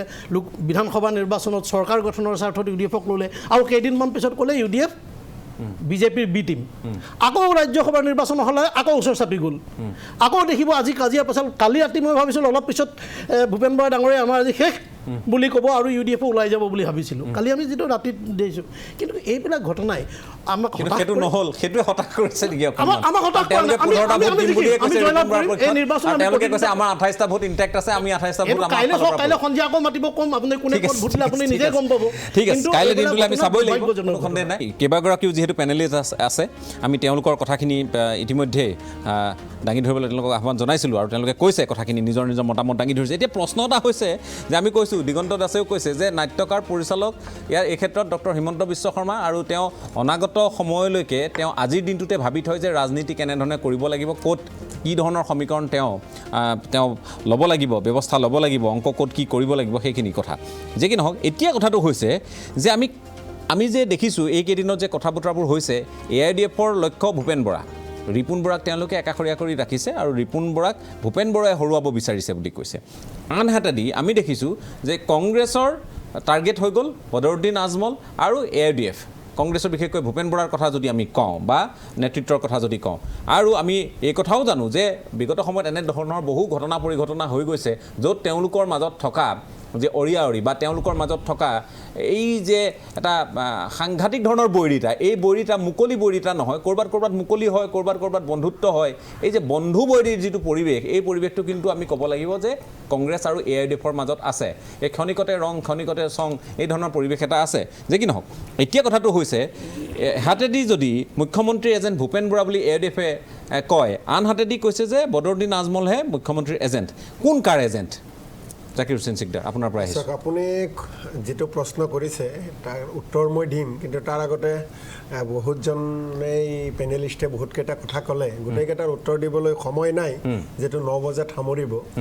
দিগন্ত দা সাংবাদিক হিচাপে শ্ৰদ্ধা কৰোঁ, তেখেতক আগতেও শ্বুট পাইছোঁ বা তেখেতৰ কথাবোৰ শুনি থাকোঁ। তেখেতে যিখিনি বক্তব্য আজি ৰাখিলে, প্ৰায়খিনি বক্তব্য একেবাৰে ভূপেন বৰা কেন্দ্ৰিক, কংগ্ৰেছ কেন্দ্ৰিক। তো এবাৰো গণতন্ত্ৰৰ চতুৰ্থ স্তম্ভ হিচাপে আমি সাংবাদ মাধ্যমক জানো, সাংবাদিক বন্ধুসকলক জানো। গতিকে বিৰোধী দলৰ যিটো ভূমিকা, সাংবাদিক বন্ধুসকলৰ বা সংবাদ মাধ্যমৰো ভূমিকা প্ৰায় একেই। গতিকে তেখেতে কেৱল ভূপেন বৰা কংগ্ৰেছৰ ওপৰতে গোটেই বিশ্লেষণ কৰিলে, কিন্তু বাকী এই চৰকাৰখনৰ বা মাননীয় মুখ্যমন্ত্ৰী ডাঙৰীয়া বা বেলেগৰ কথা এখনোতো শব্দ এটাও নক'লে। বিৰুদ্ধে নক'লে, দৰ্শকে বিচাৰ কৰিব। মই সেইবিলাকত নকওঁ আৰু, তেখেতক ভাল পাওঁ কাৰণে, শ্ৰদ্ধা কৰোঁ কাৰণে, আশা কৰোঁ পৰৱৰ্তী সময়ত ক'ব। পংকজ বৰুৱা ডাঙৰীয়া, তেখেতে কংগ্ৰেছত আমাতকৈ যথেষ্ট ছিনিয়ৰ। দাদা বেলেগ দল দাদা আছেই, দল সলনি কৰিছে যদিও তেখেতক সন্মান কৰোঁ। তেখেতে এটা কথা কৈছে যে মহাজোঁট ভাঙিলে আকৌ কংগ্ৰেছ UDF এক হ'ল, এইটো লৈ তেখেতে অলপ আচৰিত হৈছে। কিন্তু তেখেতক এবাৰ মনত কৰাই দিব বিচাৰিছোঁ, কিছুদিন আগতে হাগ্ৰামা মহিলাৰী ডাঙৰীয়া তেখেতৰ সাংগু পাংগু লৈ মুখ্যমন্ত্ৰীৰ বাসভৱনত বহি একেলগে খানা খাই মিটিং কৰিছে। কথাটো তেখেতে জানে নে নাই মোৰ সন্দেহ আছে, কিন্তু মই জানো। মোক ক'ব দিয়ক হাৰে কি কথা কয়, মাংস খালে ঝোল খোৱা নহয়, ঝোল খালে মাংস খোৱা নহয়, তেনেকুৱা কথা ক'লে দাদা মানুহে মানি নল'ব। যিজন হাগ্ৰামা মহিলাক আপোনালোকে গ্ৰেপ্তাৰ কৰিব বুলি, এৰেষ্ট কৰিব বুলি আপোনালোকে মুকলিকৈ কৈছিল, তেওঁলোকক একেবাৰে মুখ্যমন্ত্ৰী, ৰাজ্য হিমন্ত বিশ্ব শৰ্মাৰ ঘৰ নহয়,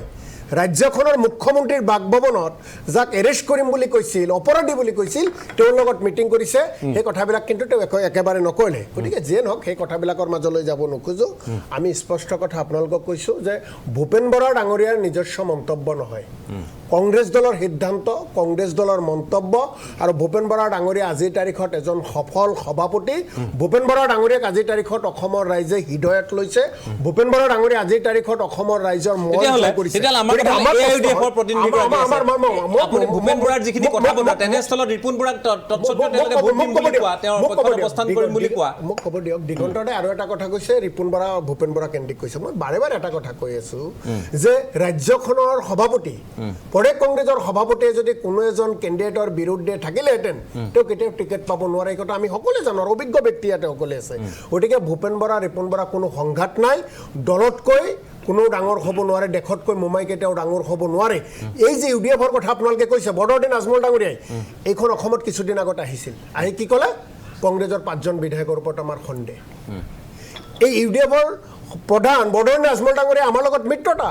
কেনেকৈ জয়যুক্ত হ'ব পাৰি তাৰ ঘৰৰ ভিতৰতে কথাবোৰ পাতিব লাগে। মুকলিকৈ কথা কিয় কয়? মুখ্যমন্ত্ৰীয়ে কয় UDFৰ ভোট নালাগে। আকৌ কিছুদিন আগতে UDFৰ এজন সন্মানীয় বিধায়কে ক'লে আপাৰ আছামৰ মানুহে তেওঁলোকক বিচাৰিছে, 26-ত 31-ত তেওঁলোকে চৰকাৰ কৰিব, মুখ্যমন্ত্ৰী হ'ব। এই যে গোটেই গেমবোৰ আমিওতো একেবাৰে কংগ্ৰেছ দলক একেবাৰে দুৰ্বল কৈছে, চৰকাৰ গঠন কৰিব না, বহুত কোনোবাই কিবা কৈছে, তাত আমি ক'বলৈকে নাযাওঁ। আমি চেষ্টা কৰিম ৰাইজৰ কাষ চাকিবলৈ, ৰাইজৰ আশীৰ্বাদ ল'বলৈ। কিন্তু কংগ্ৰেছক কোনোবাই যদি একেবাৰে বুৰ্বক বুলিও ভাবে, কংগ্ৰেছক একেবাৰে যদি শেষ হৈ যাব বুলি ভাবে, তেনেহ'লে ভুল হ'ব। কিছুদিন আগত আপোনাক কৈছোঁ, আমাৰ সভাপতিৰ হাতত তথ্য আছে। UDFৰ এজন বিধায়ক যিজনে নেতৃত্ব লৈ আছে, সকলো বিধায়ক নহয়, আমাৰ বিধায়কক কেইবাজনৰ লগত কথা পাতিছে, কথা পাতি কৈছে যে বিজেপিক ভোট দিব লাগে বুলি। গতিকে তাৰপিছত যে সেই বিধায়কসকলক যেতিয়া আগত ঠেলি দিব, আপুনি কেনেকৈ বিশ্বাস কৰিব? গতিকে আমি স্পষ্ট কথা আকৌ কওঁ, কংগ্ৰেছ CPM ৰাইজৰ দলৰ 28টা ভোট ৰিপুণ বৰা ডাঙৰীয়াৰ পক্ষত আছে AIDF দিব আপোনাক আছে AIDF দিব কথা হোৱাৰ পিছত AIDF দিব বুলি ভাবে ইউডিএফৰ প্ৰতিনিধি অলপ আগতে ভোট দিম বুলি কৈছে গতিকে আমাৰ কথা দিব ৰফিকুল ইছলাম ডাঙৰীয়া এই পৰিবেশৰ পিছতো দিব মোক ক'ব দিয়ক কথাটো এই কথাটোৱে জানিব তেওঁলোকে ভোট দিম বুলি কৈছে গতিকে ভোট দিম বুলি যেতিয়া কৈছে ভোট যেতিয়া দিবই 1 নম্বৰী আছে তাত কোনো 2 নম্বৰী 3 নম্বৰী নাই তেনেহ'লে আমাৰ এজেণ্টে এজন বহি তেওঁলোকৰ ভোটটো চত আপোনালোকে 31 তাৰিখটো যোৱালৈ অপেক্ষা কিয় নকৰিলে মই AIDF হক কংগ্ৰেছক এটা কথাই কওক আপোনালোক যদি ঐক্যবদ্ধ ভোট 31 তাৰিখে হ'ব আপোনালোকে অপেক্ষা কিয় নকৰিলে তেওঁলোকৰ কিছুমান বিধায়কৰ কৰ্মকাজত আপোনালোকৰ সন্দেহ হৈছে তেওঁলোকৰ বিধায়কৰ কিছুমানৰ কামকাজত আমাৰ সন্দেহ হৈছে 2-4জন সন্দেহ পৰিয়ালত থাকিলেও পতি পত্নীৰ মাজত সন্দেহ থাকিলেও সংসাৰ ভাগে এইটো বিৰোধীৰ স্বাৰ্থত মই ভাবোঁ বিৰোধীৰ স্বাৰ্থত কংগ্ৰেছে গোটেই এজেণ্টকে ইউডিএফকে দি নিদিয়ে কিয় যদি ইউডিএফৰটো নালাগে বুলি কৈছে যে আমাক দি দিয়ক কংগ্ৰেছেতো ক'বলৈ আমি নাথাকে ইউডিএফে থাকক সেইটোতো ক'ব পাৰে সেই কথাতে জানিব খুজিছোঁ ৰফিকুল ইছলাম ডাঙৰীয়া এই জটিলতাটো এই মুহূৰ্তত ইউডিএফৰ একাংশ দুষ্ট বিধায়কৰ পক্ষত দুষ্ট নেতাৰ পক্ষত বিজেপি দল যে থিয় হ'ব সেইটো আমি জানো গতিকে আপুনি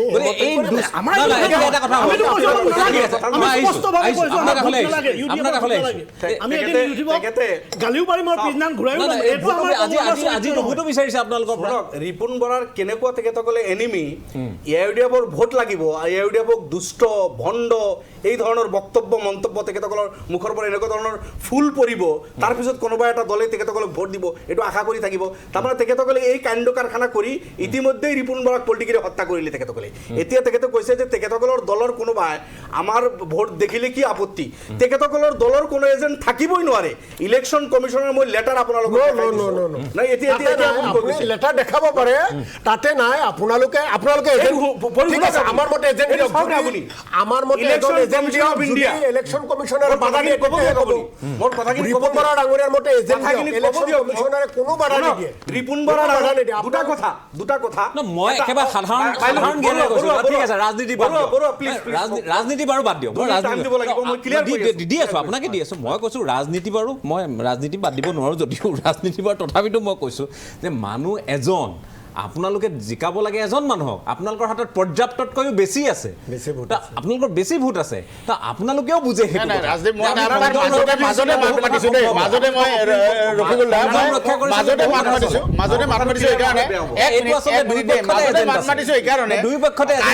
কাইলৈ ৰাজ্যসভাৰ নিৰ্বাচন বিৰোধী দলৰ উমৈহতীয়া প্ৰাৰ্থী ৰিপুণ বৰা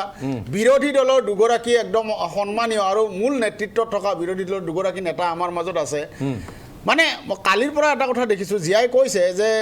ভূপেন বৰা ডাঙৰীয়া এটা খুব পৰিপক্ক এটা কৌশল কৰিছে হ'ব পাৰে পৰিপক্ক ইমান কথা বুজি নাপাম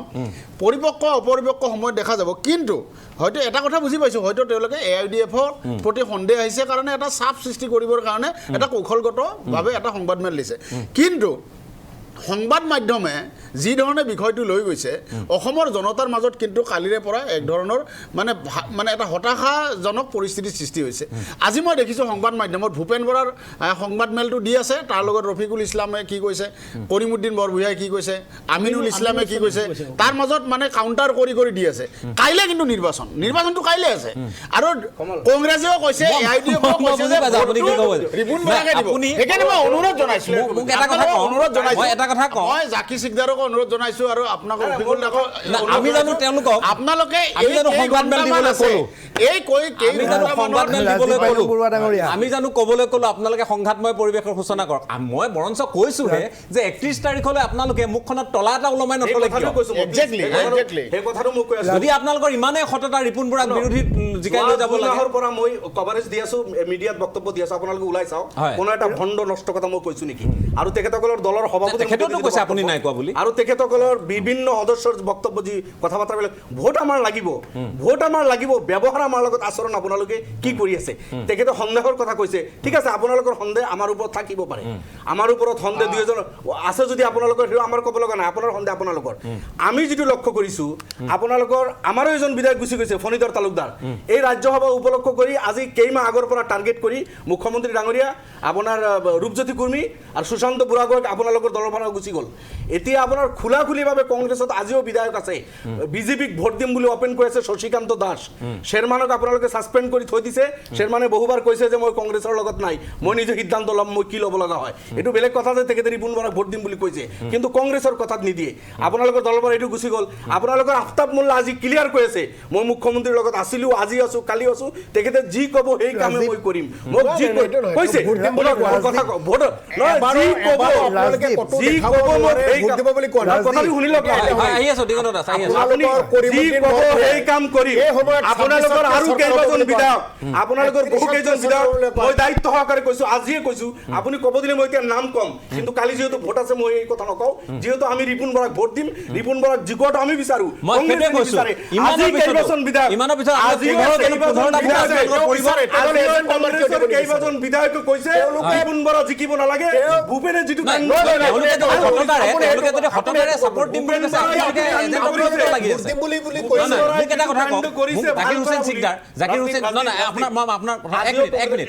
মই কৈছো তেওঁলোকে যদি 15টা ভোট আপোনালোকৰ পক্ষত দিম বুলি কৈছে আপোনালোকে সন্দেহ কৰা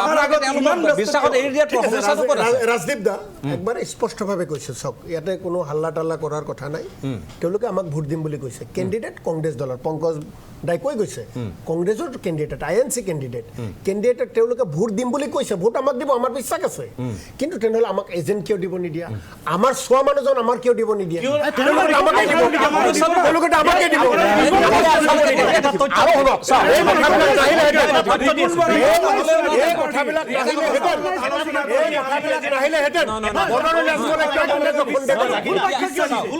এইটো এটা ভুল মই UDF-ৰ ভুল ব্যাখ্যা দিছোঁ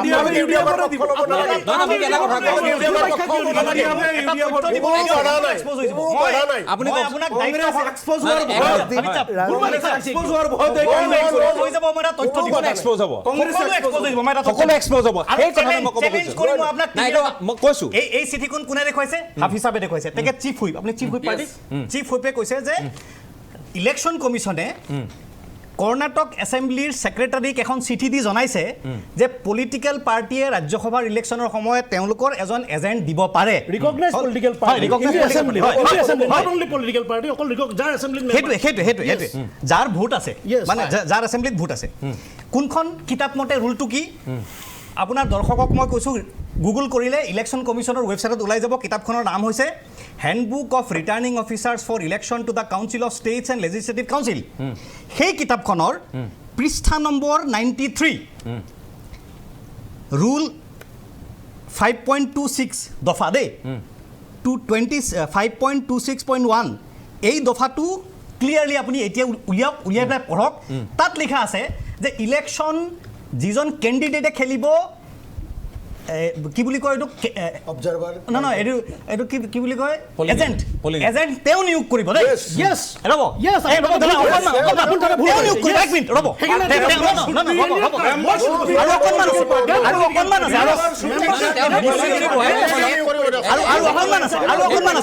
মই চেলেঞ্জ কৰিছোঁ মই কৈছোঁ যদি এইটো ভুল মই দেখুৱাইছোঁ আচ্ছা এতিয়া কথা হ'ল এই চিঠিখন ইলেকশ্যন কমিশ্যনৰ এই যে চিঠিখন যিখন ছেক্ৰেটাৰীক লিখিছে সেই চিঠিখনৰ ৰেফাৰেন্সটো কি ৰেফাৰেন্স নম্বৰ ইমান নম্বৰ এই নম্বৰটো আছে চিঠিখন পাব্লিক ডমেইনত আছে চাই ল'ব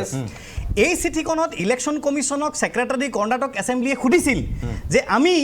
আমাৰ এই নিৰ্দিষ্ট 2018 চনৰ সেই নিৰ্বাচনত পলিটিকেল পাৰ্টিৰ এজেণ্ট দিব পাৰি নে নোৱাৰি তেতিয়া ইলেকশ্যন কমিশ্যনে কৈছে হয় দিব পাৰি অৰিজিনেল ৰুলটো হৈছে মই যেতিয়া ইলেকশ্যন খেলি মই কেণ্ডিডেট হ'ম ইলেকশ্যন এজেণ্ট মই দিম ইয়াত ইলেকশ্যন কমিশ্যন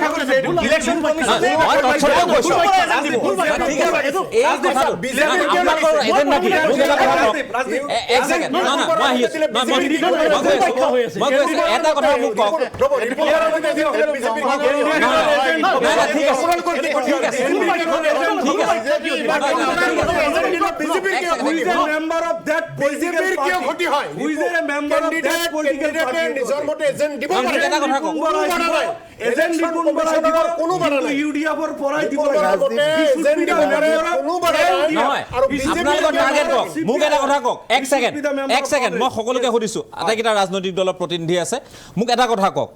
মই বিজেপিক বাদ দি সুধিছোঁ আপোনালোকৰ এজেণ্ডা কি বিৰোধীৰ এজেণ্ডা কি বিজেপি বিৰোধী এজন মানুহ মই ৰাজ্যসভালৈ যাব লাগে। ৰাজদীপ বাইলুং বৰুৱা ডাঙৰীয়া মই কৈছোঁ এই তাত মই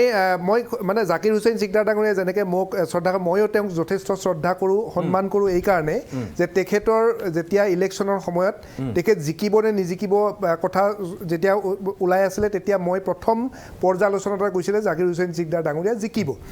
আৰু মই বেচিকেলি তেওঁক ভাল পোৱাৰ কাৰণটো হৈছে খুব ভালকৈ তেওঁ কথা ক'ব পাৰে। আৰু ঠিক তেনেকৈ AIDFৰ মোৰ নিজৰ যিটো সমষ্টি জনীয়া সমষ্টি, তেওঁৰে বিধায়ক ৰফিকুল ইছলাম ডাঙৰীয়া, তেওঁ জামিয়া মিলাৰ পৰা ইমান ধুনীয়াকৈ তেওঁ শিক্ষা দীক্ষা থকা মানুহ। জিয়াউৰ ৰহমান ডাঙৰীয়া ভালকৈ কথা কৈ আছে, কমল মেধি ডাঙৰীয়া আগতো কথা কৈ লাভেই নাই। গোটেইকেইজন কিন্তু বিৰোধী ঐক্যৰ মানুহ। আমি তাত কিবা কথা ক'ব লগা আছে, আমি কিবা কথা ক'ব লগা আছে। কৈছো যে এওঁলোকৰ এজেণ্ডা কি? এওঁলোকৰ এজেণ্ডা হ'ল যে বিজেপি বিৰোধী এজন মানুহ ৰাজ্যসভালৈ যাব লাগে আৰু সেই মানুহজন ৰিপুণ বৰা উমৈহতীয়া সেইটোৱে এজেণ্ডা। সেইটোৱে এজেণ্ডা ডাঙৰীয়া। এই এজেণ্ডাটোতে জটি ক'ৰ পৰা লাগিলে? য'ত ক'ত লাগিলে? এই কথাবোৰ এইবিলাক অজুহাত, এই অজুহাতবিলাক মানি ল'ব পৰা অজুহাত হয়নে?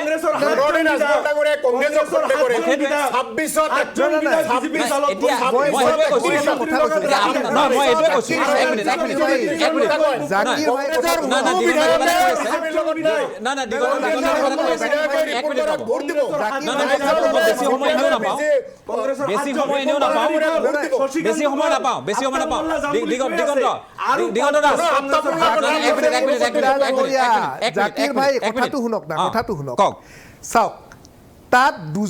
দুটা পলিটিকেল পাৰ্টি, কংগ্ৰেছ আৰু UDF, যাৰ সংখ্যা বেছি,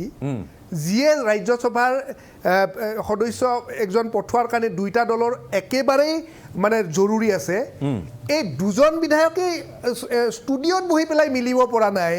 সেই দুজন বিধায়কক আপুনি কেনেকৈ ক'ব যে তেওঁলোকে ভোট দিব একেলগে? সম্ভৱ? আমি কি ভুৰবক নেকি? আমিওতো সাংবাদিকতা কৰিছোঁ নহয়। আৰু চবতকৈ তেওঁ কৈছে যে ভূপেন বৰা ডাঙৰীয়া সফল। কেনেকৈ সফল? না তেওঁ পৰিষদীয় নিৰ্বাচনত জিকিল, না তেওঁ পৌৰসভাৰ নিৰ্বাচনত জিকিল,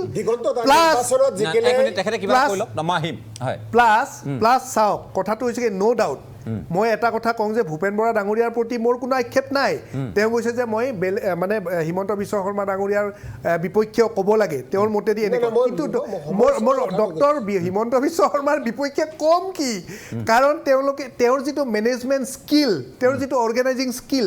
চাব দেই, কংগ্ৰেছত থাকোঁতে তেওঁলোকে কি কৰিছিলে, কি কথা বাদ দিয়ক, বিজেপিত অহাৰ পিছতো তেওঁৰ লগত সদায় থকা মানুহখিনিক কিমান ধুনীয়াকৈ তেওঁ পলিটিকেল ৰিহেবিলিটেট কৰিলে আপোনালোকে সকলোৱে দেখিছে, আমিও দেখিছোঁ। কংগ্ৰেছত থাকোঁতে কংগ্ৰেছে কি কৰি আছে? কংগ্ৰেছ, আমিও বিচাৰোঁ যে কংগ্ৰেছ দলটো শক্তিশালী হৈ থাকক, কিন্তু শক্তিশালী হৈ থাকিব পৰাৰ কাৰণে কিবা নিজা এজেণ্ডা আছে। ৰিপুণ বৰা ডাঙৰীয়া ক'ত থাকে? ভূপেন বৰা ডাঙৰীয়া ক'ত থাকে? ৰকিবুল আমি পাতিব খোজা বিষয়টো হ'ল বেলেগ। পৰিস্থিতিৰ মাজত কোনোবা এটা পলিটিকেল ৰাজ্যসভাৰ MP জিকাব পাৰিব? সেইটোৱে মই কৈছো যে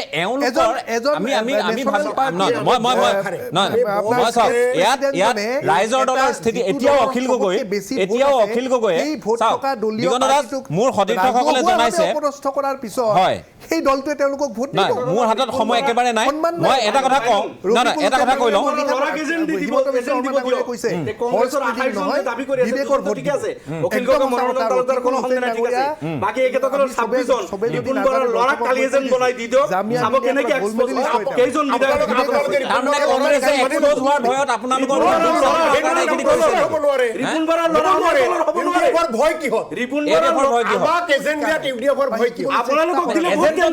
লাগিলে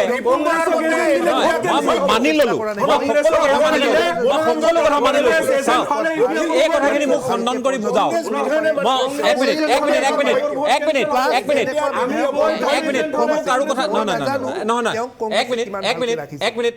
কংগ্ৰেছৰ চবতকে ডাঙৰ দুৰ্বলতা সেইটো যে তেওঁলোকে নিজৰ মানুহখিনিকেই ভালকে ৰাখিব নোৱাৰে। ঠিক আছে, দিগন্ত দাস, মই এটা কথা ক'ব খুজিছো। আমিওতো সাংবাদিকতা কৰিছো নহয়। এক মিনিট, মই এটা কথা কওঁ। তেখেতে কোৱা কথাখিনিৰ মই দিগন্ত দাস, এক মিনিট। কৈছোঁ হয়। যে এতিয়াতো যেনেকৈ বৰবৰা ডাঙৰীয়া হাঁহি আছে, হাঁহিবই লাগে কথা। তেওঁতো কংগ্ৰেছৰ পৰা আহিছে, তেওঁতো জানে। কমল মেধি ডাঙৰীয়া কিছুদিন আগতে কংগ্ৰেছৰ পৰা এনেইতো গুচি অহা নাই, তেওঁতো চব দেখি আহিছে। গতিকে আমিওতো দূৰৰ পৰা দেখিছোঁ, যদিও ওচৰত নাই, দূৰৰ পৰাতো প্ৰত্যক্ষভাৱে ধুনীয়াকৈ দেখি আছোঁ। ঠিক আছে দিগন্ত দাস, মানে দিগন্ত দাস, মই আকৌ আহিব খুজিছোঁ, মূল ষ্টুডিঅ'লৈ আহিব খুজিছোঁ। তেওঁলোকৰ কি ধৰণৰ কাজিয়া? হয়, ষ্টেট প্ৰেচিডেণ্ট একজনে এনেকৈ দুদিন পূৰ্বে 48 আৱাৰ্ছ ৰখিব পৰা নাই। সেই কথাটো ক'ব খুজিছোঁ। এক মিনিট অকণমান ৰফিকুল ইছলাম মই ক'ব খুজি আছোঁ কিবা এটা গুৰুত্বপূৰ্ণ কথা এটা। নহয়, আমাৰ প্ৰশ্নটো মই এটা কথা ক'ব খুজিছোঁ। চাওক, মোৰ আপোনালোক কাৰো প্ৰতি কোনো ধৰণৰ বেলেগ মনোভাৱ নাই। আপোনালোকক আমন্ত্ৰণ জনাই অনাৰ উদ্দেশ্যটো কি যে আমি ক'ব খুজিছোঁ, আমাৰ প্ৰশ্নটো হৈছে ৰিপুণ বৰা যদি সংখ্যাৰ ফালৰ পৰা জিকক, কথাটো হ'ল সেইটো, তাত সংবাদ মাধ্যমে কি বাধা দিব নেকি? দিছে নেকি কোনোবা? নাই দিয়া। এতিয়া আমিতো কৈ আছোঁ যে সংবাদ মাধ্যমে দেখুৱাই আছে যে অংক ৰিপুণ বৰাৰ লগত আছে। তৎসত্ত্বেও এইটোও কোৱা হৈছে যে বিজেপিয়ে আগ্ৰাসী নীতি এটা গ্ৰহণ কৰিছে। আমাৰ কথাবোৰ তেনে বিজেপিয়ে যদি এই অংকটো কৰিছে যে বিৰোধীক ফাট নেমেলিলে বা ফাট মেলাব নোৱাৰিলে তেওঁলোকৰ দ্বিতীয়জন প্ৰাৰ্থীক তেওঁলোকে উলিয়াই নিব নোৱাৰিব, গতিকে তেওঁলোকে নিজৰ ফালৰ পৰা যিটো অংক কৰিব সেইটো ৰাজনৈতিকভাৱে প্ৰমূল্যবোধৰ ফালৰ পৰা বেয়া হওক ভাল হওক, ইয়াত চাম দাম দণ্ডভেদ তেওঁলোকে প্ৰয়োগ কৰিছে। বিজেপিয়ে সেই নীতি প্ৰয়োগ কৰি আগবাঢ়িছে। গতিকে বিজেপিয়ে আজি বিজেপিৰ যে নেতাগৰাকী ইয়াত বহি আছে, তেওঁ এইটো দিগন্ত দাসেও কৈছে যে তেওঁ উপভোগ কৰাৰ বাহিৰে গত্যন্তৰ নাই। কাৰণটো হ'ল সেই সুবিধা কোনে দিছে? সেই সুবিধা দিছে বিৰোধী ঐক্য বুলি কৈ আপোনালোক যে সমবেত হ'ল, আপোনালোকে যে ৰিপুণ বৰাৰ পক্ষত অৱস্থান কৰিম বুলি ক'লে, তাৰপিছত যে এই গোটেই ব্যৱস্থাটোক এটা প্ৰহসনত পৰিণত কৰিলে। চাওক, প্ৰহসন বুলি এইকাৰণে কৈছোঁ, আজি কমল মেধি বা অখিল গগৈ এই মুহূৰ্তলৈ অখিল গগৈ ক'ত আছে? AIDFৰ বিধায়কসকলক পতিয়ন নিয়াবলৈ যত্ন কৰি আছে, যাতে এই মুহূৰ্তত বিৰোধী কোনো কাৰণতে ওলাই যাব নোৱাৰে। সেয়া ফুটেজ আমাৰ হাতলৈ আহিছে। 1 2 আজি আপোনালোকে কংগ্ৰেছে বা সকলোৱে বিচাৰিছে যে ৰিপুণ বৰাক উলিয়াই লৈ যাব লাগে, সততাৰে আপোনালোকে উলিয়াই নিব লাগে। সেই কথাখিনিত আপোনালোকৰ মন প্ৰাণ আপোনালোকে নিয়োগ কৰিব লাগিছিল নে আপোনালোকে হঠাৎ সন্দেহৰ এই বাতাবৰণ সৃষ্টি কৰি গোটেই পৰিস্থিতিটো ধূসৰ কিন্তু আপোনালোকে কৰিছে? তাৰ কাৰণে পোনপটীয়াকৈ মোৰ দৃষ্টিত কংগ্ৰেছ আৰু AIDF দায়ী। যদি ভিলেন সজাবলগীয়া হয় বিষয়টো দল হিচাপে, মই ব্যক্তি হিচাপে কোৱা নাই। 30 ছেকেণ্ড। আমি ৰাজীৱ ভৱনৰ প্ৰেছ মিট কৰাৰ আগত সন্মানীয় AIDFৰ বিধায়ক ডাঙৰীয়াই জানে কিমান বাৰ চেষ্টা কৰিছোঁ, কিমান বাৰ তেওঁলোকক অনুৰোধ কৰিছোঁ যে আপোনালোকে দিল্লীত দিয়া আমাৰ হাইকমাণ্ডক দিয়া কথা আপোনালোকে ৰক্ষা কৰক। আমি কি কৈছিলোঁ যে আপোনালোকে ভোট আমাক দিব বুলি কৈছে, আমাৰ বিশ্বাস হৈছে। কেৱল কেণ্ডিডেটৰ মতে এজেণ্টটো দিব দিয়ক, তেওঁলোকে ভোট দিব, কিন্তু ৰিপুণ বৰাৰ মতে এজেণ্টটো নিদিয়ে। অখিল গগৈয়ে কি কৈছে? অখিল গগৈয়ে কি কৈছে যে ৰিপুণ বৰাই যি ধৰণে বিচাৰিব মই তাকে কৰিম। মনোৰঞ্জন তালুকদাৰ CPM-এ কয় ৰিপুণ বৰা যি কৰিব তাকে কৰিম, কিন্তু CPM-এ কিয় নামানে? ঠিক আছে।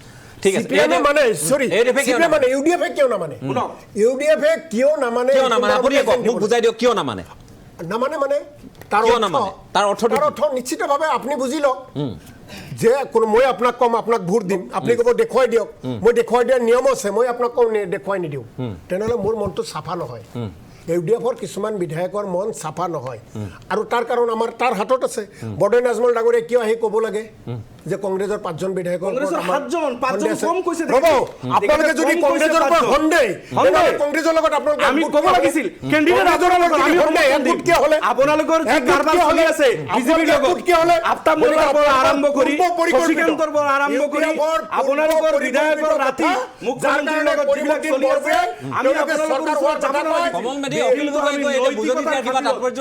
আমি নৈতিকতা কংগ্ৰেছৰ আমাৰ কথাটো হ'ল যে আমি সততাৰে আৰু ঐকান্তিকতাৰে বিৰোধী একতাটো বিচাৰিছোঁ, আৰু আমাৰ সভাপতি অখিল গগৈ শেষ মুহূৰ্তলৈকে চেষ্টা কৰিম বুলি কৈছে। শেষ মুহূৰ্তলৈকে চেষ্টা কৰি আছে, কৰিব। আৰু আমাৰ ভোট বিজেপিৰ বিৰুদ্ধে কৰিব, এইটো আমাৰ নীতিগত সিদ্ধান্ত। আৰু যাতে সমিলমিল কৰি কাইলৈ যাতে ৰিপুণ বৰা ষ্টুডিঅ'ৰ মজিয়াত দিগন্ত দাসে কোৱাৰ দৰে এই ষ্টুডিঅ'ৰ মজিয়াত সন্মানীয় দুগৰাকী বিধায়ক কেনেকৈ 15জন আৰু 28 জনৰ মনৰ চিন্তা একে হ'ব 31 তাৰিখৰ পিছত হ'ব লাগিছিল মই আপোনাক সিদিনাও কৈছো মইতো আপোনাক কৈছো ময়ো দেখোন কৈছিলো যে 31 তাৰিখে এই কথা পাতিম হয় আপোনালোকৰ লগত এইটোত মই একমত নহয় কোনটোত একমত কাৰণ নহয় কংগ্ৰেছে গোটেই পৰিস্থিতি আমি চাই আছো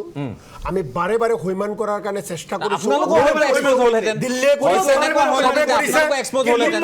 আপোনালোকৰ বিধায়কৰ 28 জনৰ 26 জনৰ এজনটো ওলাই গ'ল তেওঁলোকৰ ভিতৰত যে কিবা বেলেগ চক্ৰান্ত আছে আলোচনা হৈছে ইলেকশ্যন এজেণ্ট লৈ দিল্লীৰ লগত আলোচনা হয় নেকি ইলেকশ্যন এজেণ্ট ইউডিএফৰ পৰাই হ'ব ঠিক আছে আপোনালোকৰ পত্ৰ দিছে শুনক ৰিপুণ বাৰ আপোনালোকক পত্ৰ দিছে ৰিপুণ বাৰৰ লগত থাকি পত্ৰ দিছে নে মোক এটা কথা এতিয়া স্পষ্টভাৱে কওক মই বাকীসকলৰ কাষলৈ নাযাওঁ আৰু সময়ো নাই মই ক্ষমা বিচাৰিছোঁ বাকীসকলৰ কাষলৈ যাবও নোৱাৰোঁ সময়ো নাই মই ক্ষমা বিচাৰিছোঁ কৰজোৰ কিন্তু মোক দুজন মানুহে দুটা উত্তৰ দিয়ক দুজন মানুহে দুটা উত্তৰ দিয়ক 15 জন আপোনালোকৰ আছে 15 জন আপোনালোকৰ আছে কাইলৈ যদি 10 জন হয় তাৰ উত্তৰ কি হ'ব 10 জন নহয় 15 জন আছে 15 জন হ'ব ইনটেক আমাৰ ভোট ৰিপুণ বৰা পাব কংগ্ৰেছৰ নিজৰ ভোট ধৰি ৰাখিব নোৱাৰে চাব এক্সপ'জ হোৱাৰ ভয়ত এক্সপ'জ আপোনালোক হ'ব নে এওঁলোক হ'ব এতিয়া আপুনি মোক কওক এক্সপ'জ হোৱাৰ ভয়ত আগতে এইটো বিস্ফোৰণ কৰিছে আপুনি কংগ্ৰেছৰ কথা নকব আপোনালোকৰ 28টা 26টা আমাৰ 15টা ভোটে পৰিব আপুনি আৰু ইউডিএফৰ কথা নকব কেই ঘণ্টামান অপেক্ষা কৰক এইটো আমাৰ 43টা ভোট ৰিপুণ বৰা পক্ষ যিটো আচৰণ কৰিলে এই আচৰণৰ পিছত কংগ্ৰেছৰ তথাপিও আমি ৰিপুণ বৰাক ভোট দিম গণতন্ত্ৰ ৰক্ষা কৰাৰ স্বাৰ্থত ৰিপুণ বৰা এজন শক্তিশালী পাৰ্লিয়ামেণ্টাৰী তেখেতক পঠোৱা স্বাৰ্থত আপুনি পূৰ্ব পৰিকল্পিত কথাবোৰ চাইছে নে নহয় এতিয়া তেওঁলোকে যদি কৈছে 15টা ভোট আপোনালোকৰ পক্ষত পৰিব চৰি তেওঁলোকে যদি কৈছে 15টা ভোট আপোনালোকৰ পক্ষত পৰে সমস্যাটো ক'ত কংগ্ৰেছৰ নিজৰ বিধায়ক হাতত নাই তেওঁলোকৰ যদি বিজেপিৰ দলত ধৰি দিলে এক্সপ'জ হোৱাৰ ভয়ত তেখেতসকলে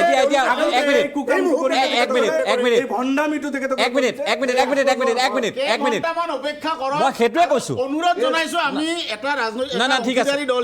কমল মেধি মিলেৰে কাইলে ভোট দিয়ক ঠিক আছে মই শেষে কৰিলোঁ অনুষ্ঠান মই আপোনাক সুধিছোঁ তেওঁ কৈছে যে গেৰাণ্টি সহকাৰে কৈছে 15টা ভোট পৰিব আৰু আপুনি কৈছে যে 28টা ভোট আপোনালোকৰ বাকীসকলৰ মাইনাছ এডিএফ 28টা পৰিব তেতিয়াহ'লেতো ৰিপুণ বৰা ওলাই গ'ল তাত আৰু জটিলতা বঢ়াই কি লাভ তৎসত্ত্বেও মই আপোনাক কৈছোঁ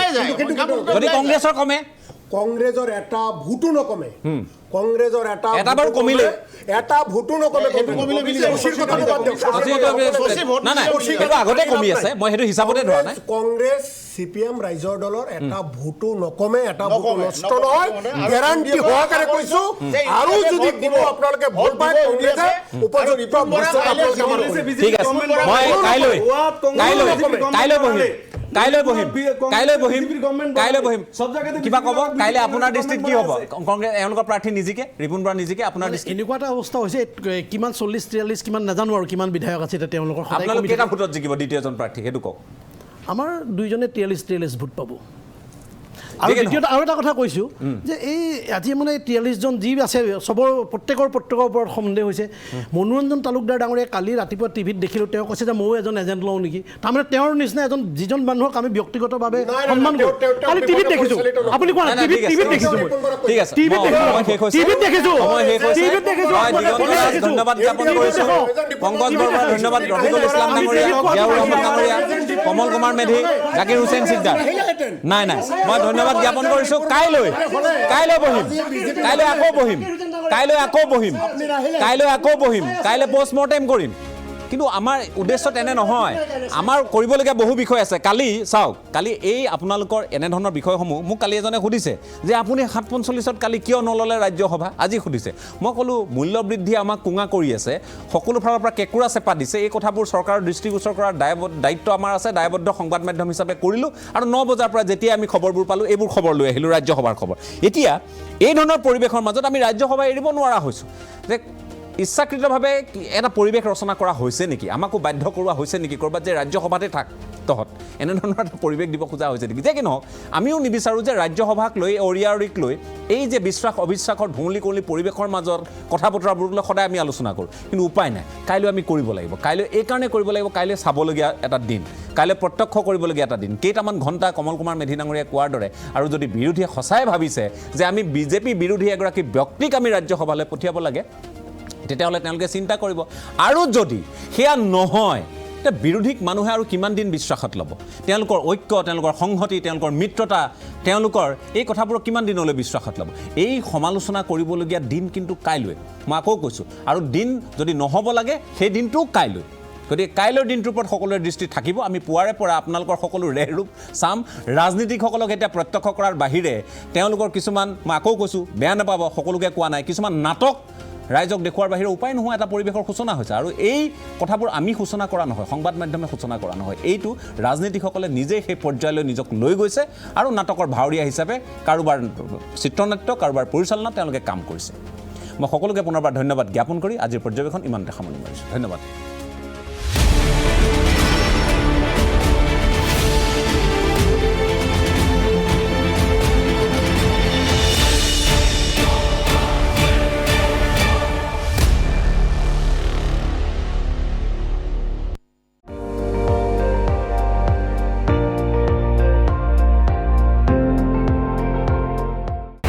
আপুনি চাই আছে ND24